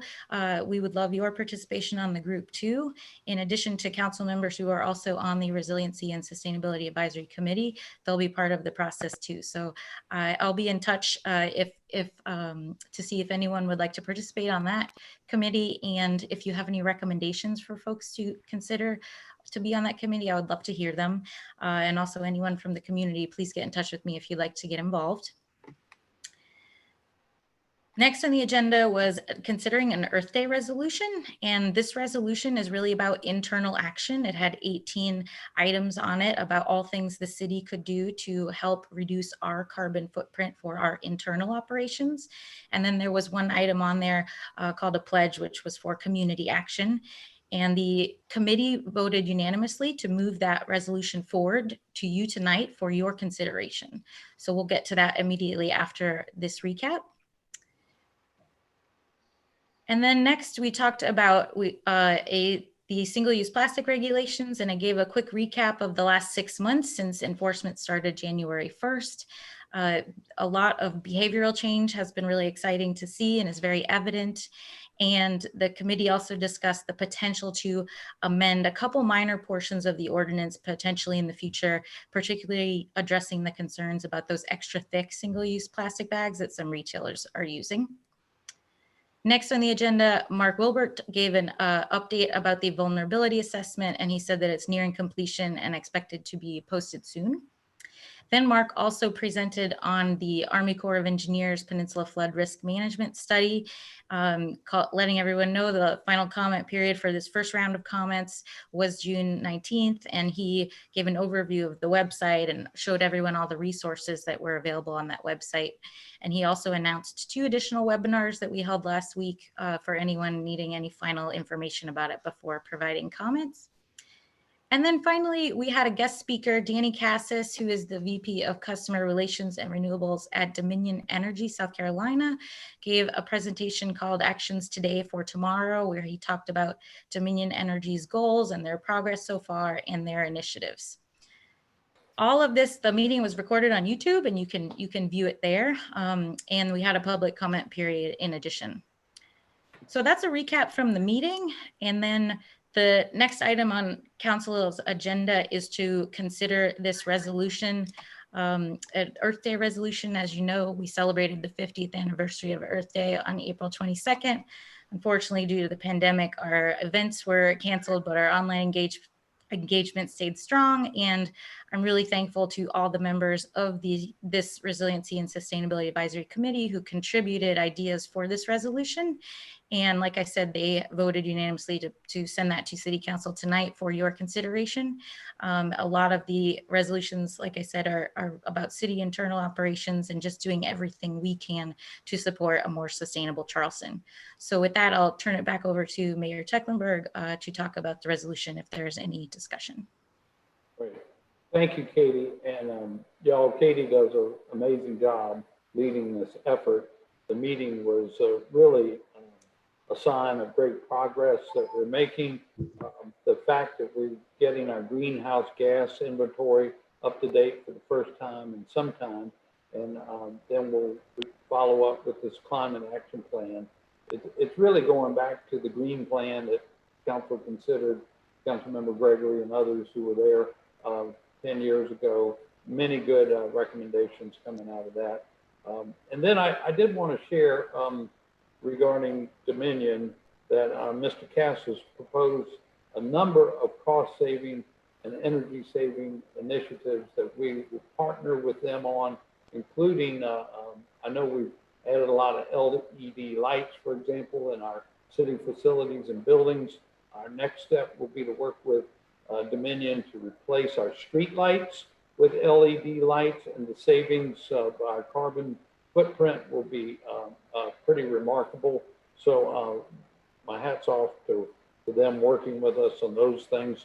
So we did bring to you the committee recommended this resolution, and it's not just celebrating Earth Day, but it resolves a commitment of many action items by city staff that not just encourage, but show our commitment to good environmental stewardship.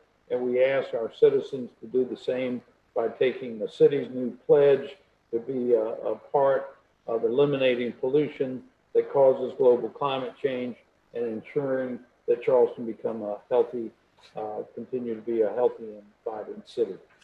Do I hear a motion? Move for approval, Mr. Mayor. We have a second. Any discussion on this? Who was the second? Councilmember Jackson. Thank you. I was just hoping that, thank you very much, Ms. McCain, you always do an amazing job of keeping the lights on, no pun intended, while the rest of us are working on other things. I feel very confident that you never let up. Your goal for the city and your leadership in getting us places that we don't even know exist yet until you've researched and given us the ways to follow. So I was just curious, it's a list of 19 very particular, which I love, that can literally be objective and measured as opposed to just aspirational and subjective and feel good, as so many of the environmental pledges and things that come in our mailboxes, encourage us to do. So I really appreciate that it's concrete and it's measurable.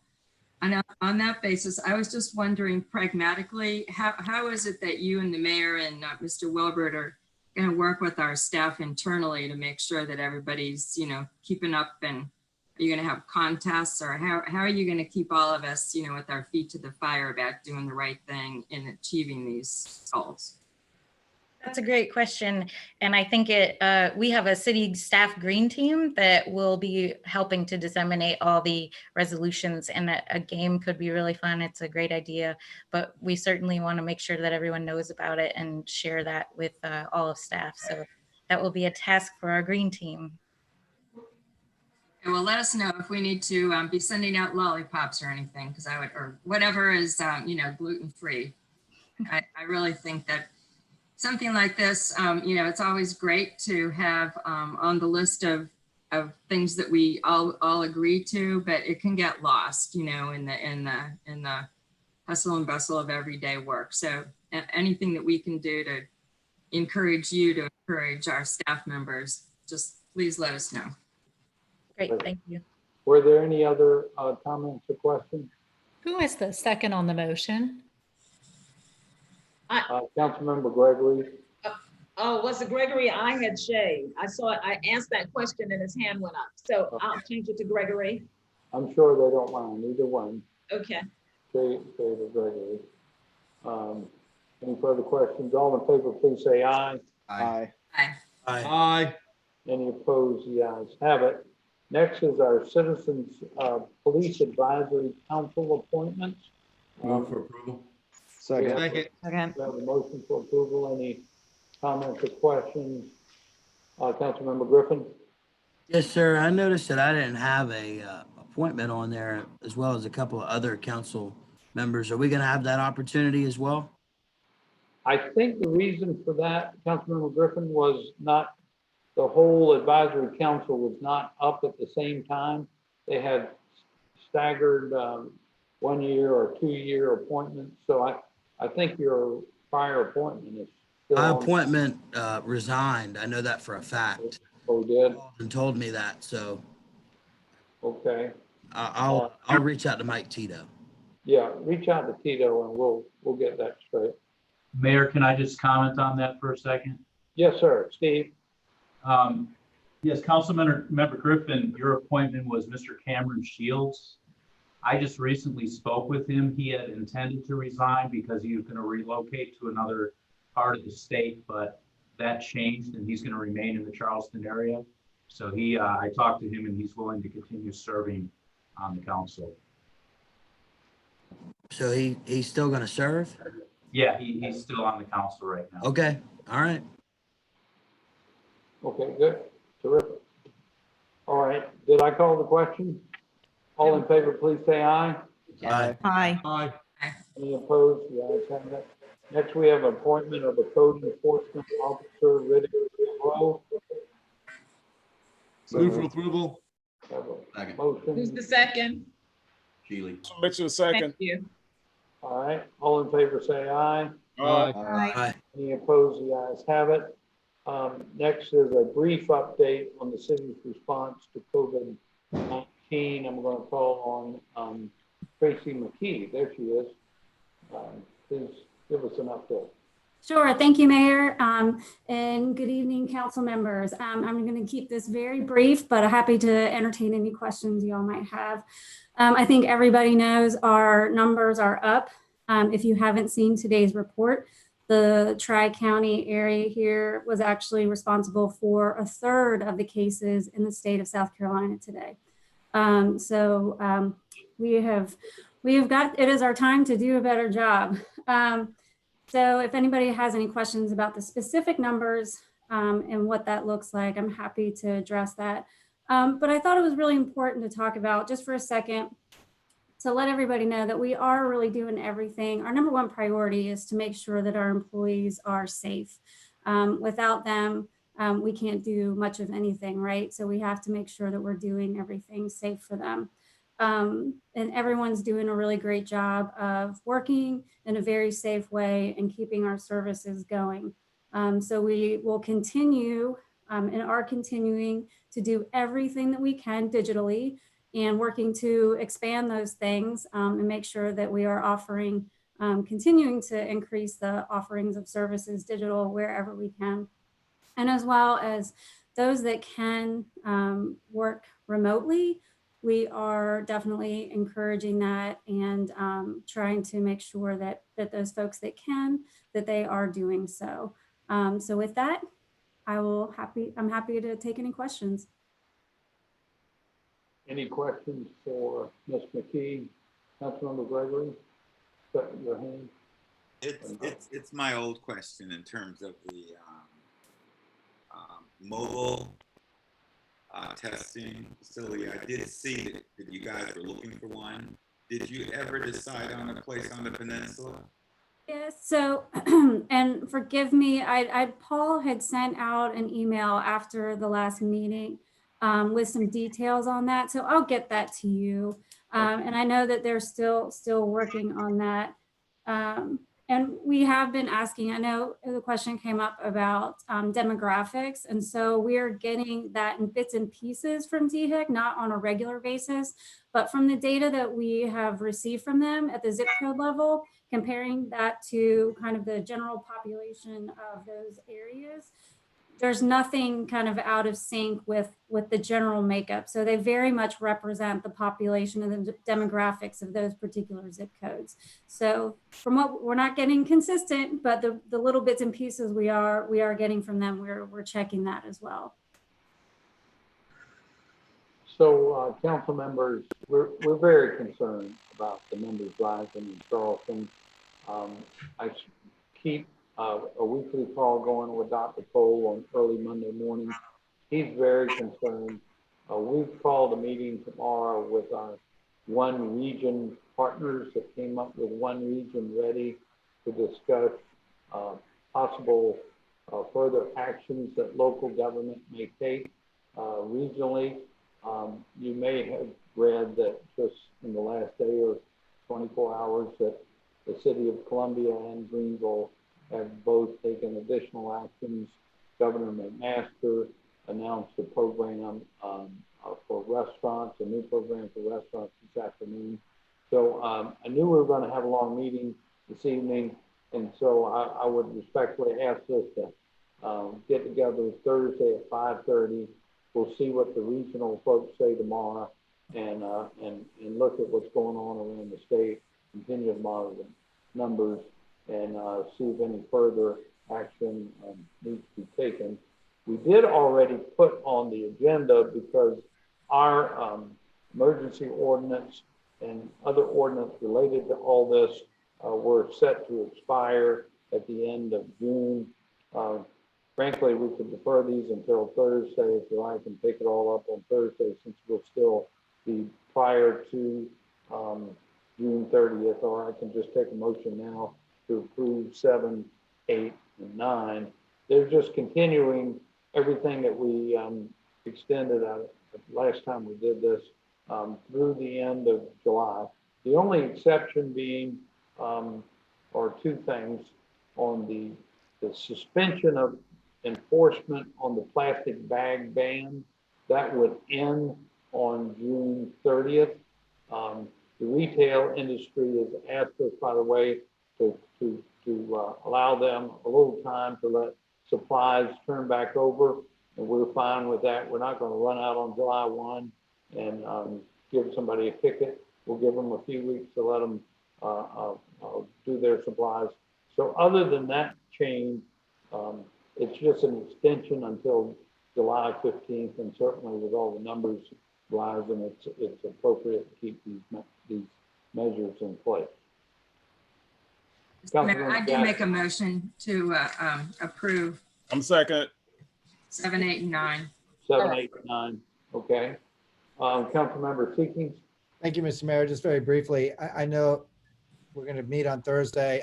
I would suggest to all of my fellow council members that we take this all up on Thursday comprehensively and look at all the different issues that are out there that surrounding COVID. We've been consumed by a number of other things. We haven't had a council meeting about this. As you know, I think everyone got a copy of a memo today from President Chu from the College of Charleston. So I would just ask that we sort of take this up comprehensively on Thursday rather than doing it tonight. So I'd move that we defer this till Thursday. Well, as I said, I'm fine either way. We have a motion to defer. Is there? I'll second that motion, Mr. Mayor. Y'all want to put it off until Thursday? It's fine. This is all still in place until June 30th anyway. Councilmember Jackson. Thank you. I appreciate what Councilmember Seekins is reasoning, and I disagree.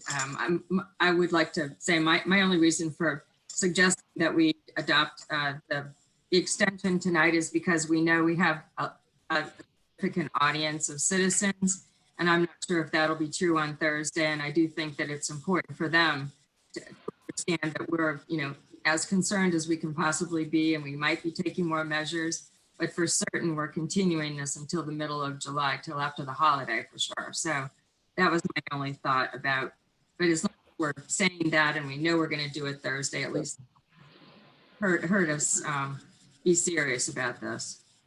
We absolutely will be. All these measures are still in place until June 30th, so it'll be fine, because we might want to make some other changes. All in favor to defer, please say aye. Aye. Any opposed? The ayes have it.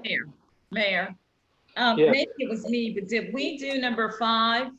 Did we do the did. We did. Okay. We did approve Officer right. Provo. I remember me calling out his name. Yes, Okay. ma'am. Okay, so that brings us to committee reports. First up, Committee on Public Safety, Councilmember Shea. Thank you, Mr. Mayor, members of council, Madam Clerk. The Committee on Public Safety met on June 11th. We heard both from Chief Reynolds and from Chief Courier, sort of give us a quick update as to the status of the riot that occurred on May 30th and the arrests that occurred on May 31st. They reported that they were receiving a post Freedom of Information Request Act that they had posted on the website the number of arrests folks which occurred following those 2 days, and a general update as to the morale of the officers, men and women, both the fire department and the police department. We agreed that we would revisit the issue of what occurred on May 30th at a future date to do an internal review of that process. That is something we've asked to hold off until we sort of catch our breath on these events that have occurred, particularly in light of our decision tonight to remove the Calhoun statute. There was no action taken. This is all just for informational purposes only. That's my report, Mr. Mayor. Thank you. Thank you. We'll just take that as information. Next is our Committee on Public Works. Thank you, Mr. Mayor. The Committee on Public Works met yesterday at 4 o'clock, and I'm going to skip on the agenda down to item B1 through 5. They passed unanimously, and I so move. Second. Second. Those are all projects that were grant applications. Any discussion? All in favor, please say aye. Aye. Any opposed? The ayes have it. Mr. Mayor, I'd like to go back and ask Mr. Fountain if he'd like to touch on any of them, maybe the emergency repair that we had to have, the brick arch built. Mr. Fountain. I can certainly do that, Councilman Waring. The emergency brick arch repair, we had a series of these last year. This is really the first kind of major one we've had this year. This was on Liberty Street, where we did have about 100 linear feet of arch fail and start sinkholing on Liberty Street. We basically had to go and replace the section of arch with pipe and install manholes at either end. And while we were in there, we did take the opportunity to tie in the curb inlets in the system into the arch. So at least the system should function better moving forward. But it was a significant project, and we did see over $200,000 in the repair work on this one. So we at least wanted to bring it to council and have it discussed at Public Works Utilities. These are still an outstanding potential liability for the city as we keep moving forward. Mr. Fountain, if you'd also touch on B5, in particular, the collaboration on trying to get these matching grants.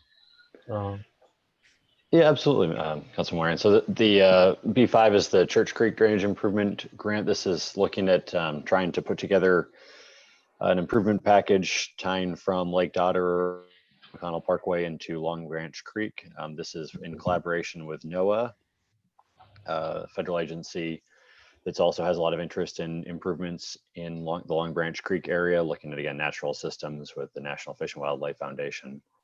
I think this is one between the Charleston County, the city of Charleston, and NOAA. We have a good chance to try to do some major improvements for this kind of this region of the city. Okay, I mean, that collaboration is outstanding. And then B4 in particular, Barberry Woods out there on Johns Island. Yeah, so Barberry Woods is the other National Fish and Wildlife Foundation grant. This is we have an existing notification that we will be awarded, though we haven't had the final paperwork for the council to approve the award from the National Fish and Wildlife Foundation on a planning grant on Johns Island to look at using natural solutions similar to what we did in the Dutch Dialogues. We included the Water Institute of the Gulf on that original grant application as part of the Dutch Dialogues team. To see basically where can you restore wetland, where can you restore streams, where can you use kind of low areas to manage stormwater. This is the second phase of grant application work that the National Fish and Wildlife Foundation funds. So you start out with a planning grant, and then you can apply for these implementation grants. I'm sorry, these design grants, and the third phase, implementation grants. So this would be additional design money towards that Barberry Woods project. And we'll actually be bringing the scope for the preliminary engineering and design to council in the next month or so for the project work that we do have planned for that phase. And then, thank you, Mr. Fountain. And then we had two additional items just for discussion, A1 and 2, small cell 5G locations, which is still controversial in our community, as I agree, probably many communities across the country. But our legal staff did a wonderful job explaining the federal guidelines on that, taking precedence over certainly our local jurisdictions on that. But that's one still yet to be determined. And then we had a discussion about tree trimming by Dominion Energy. Mr. Phil Noble presented. Councilman Griffin had to leave the meeting early. He finished that conversation with me, and maybe you can finish that part of this report, Councilmember Griffin. Yes, sir. So we had a pretty lengthy discussion on tree trimming at Dominion. We had some members of the community weigh in on the issue, and we said that we would bring it back up at a subsequent meeting and hopefully have Mr. Danny Cassis or others from Dominion present, so that maybe we could get the people from the community together with Dominion and work out a peaceful resolution. I know that they'd be happy for some constructive criticism, but we did not take any action, and there isn't any action currently to put a work stoppage on the tree trimming. Thank you. All right, thank you, Councilman Griffin, for stepping in for me. Mr. Mayor, that's the extent of my report. It was an honor and a privilege, Councilman. Councilmember Jackson. Yeah, I just wanted to say if Councilmember Brady is over the moon on the Ross track, that he should be on the moon about the Barbary Woods drainage improvement design. Oh, yeah. Barbary Woods, from my understanding, has been a long time sort of a burden around our neck, no pun intended to the Burden Creek problems, which we also have to solve. But I know Councilmember Brady and I both served on the procurement committee for the design consultant team who are going to be working on this. And they are outstanding. So we're going to be setting, we're hoping that under their guidance and this kind of grant cooperative relationship in putting all of this together, that we'll be able to create our own, and I'm blanking on the thing, but where you can actually transfer wetlands use to a new location, so that we might be actually able to be the repository of money when development or other developments are allowed that take away wetlands. So it could be a really cool thing. Great. All right. Thank you very much. So, Mayor, just very briefly. Yeah. Thank you, Mr. Mayor and Mr. Chairman and Mr. Fountain. As you all know, Mr. Chairman and Matt, there's been a lot of work done down on Weems Court the last couple of weeks, which is a very small street just off of King Street with a collapsed arch, which really wasn't collapsed. Mr. Chairman, I'd like to ask if you would put that on the agenda for the next Public Works meeting to get a report from Mr. Fountain and some lessons learned from Weems Court, because it wasn't necessarily a collapse from age. It was a coordination of different entities that have been around that area, and certainly would like to talk about how we can coordinate with Charleston Water Systems going forward. With you being the chairman and a member of the board, I think it would be productive, 5 or 10 minutes if you don't mind. Thank you, Councilman Seekins. We've had this before, and I tell you what, you're right, that needs to be pushed up on the agenda. We need to have that collaboration between CWS and our storm drainage department. Thank you. Thank you very much. Right. So, and I'd add to that suggestion, Councilman Boylan, that maybe we invite Ken Hill to come visit us, the director of Charleston Water. Excellent suggestion. Let him, share how important this is to us. That'd be great. Okay, so next is our license committee. Councilmember Gregory. Move for the adoption of the report. You're on mute. I'm back. Can you hear me? Now we can. Yeah, I've been cutting off, and I was praying that it didn't cut me off during the vote. The license committee met at 3:30 today, and we looked at the amendments to the business license ordinance so that it could be consistent with our emergency ordinance, and it was passed unanimously. So I move for approval. Second. So basically what we're doing, normally during the year, if you don't pay your business license on time, the late fee keeps escalating, going up and up, actually becomes quite big. So for this year, given everything that's happened, we're capping it at 5% for the whole year. That'd be the maximum late fee. Yeah. Any further questions? All in favor, please say aye. Aye. Any opposed? The ayes have it. Next, our Committee on Ways and Means. Move for approval. Second. We got a motion to approve and a second. Any discussion? All in favor, please say aye. Aye. Any opposed? The ayes have it. Now, bills up for second reading. We have 4 items. 1 through 4. 1 through 4. We got 3 annexations, and then the formation of our new commission. Yeah. Second. Did we end up with a motion for all 4? Move for approval. Second. Okay. Okay, somebody's got. Mitchell and I did. Going on here. Mitchell and Seeking. Okay. Any comments? All in favor, 1 through 4? Oh, Councilmember Appel? Mr. Mayor? Oh, That was Councilmember Gregory. yes. Mr. Mayor, I just want to make sure that we're all on the same page with the commission. And I clearly understand the need for us to move forward as quickly as we can with regard to recommendations regarding monuments, et cetera, et cetera.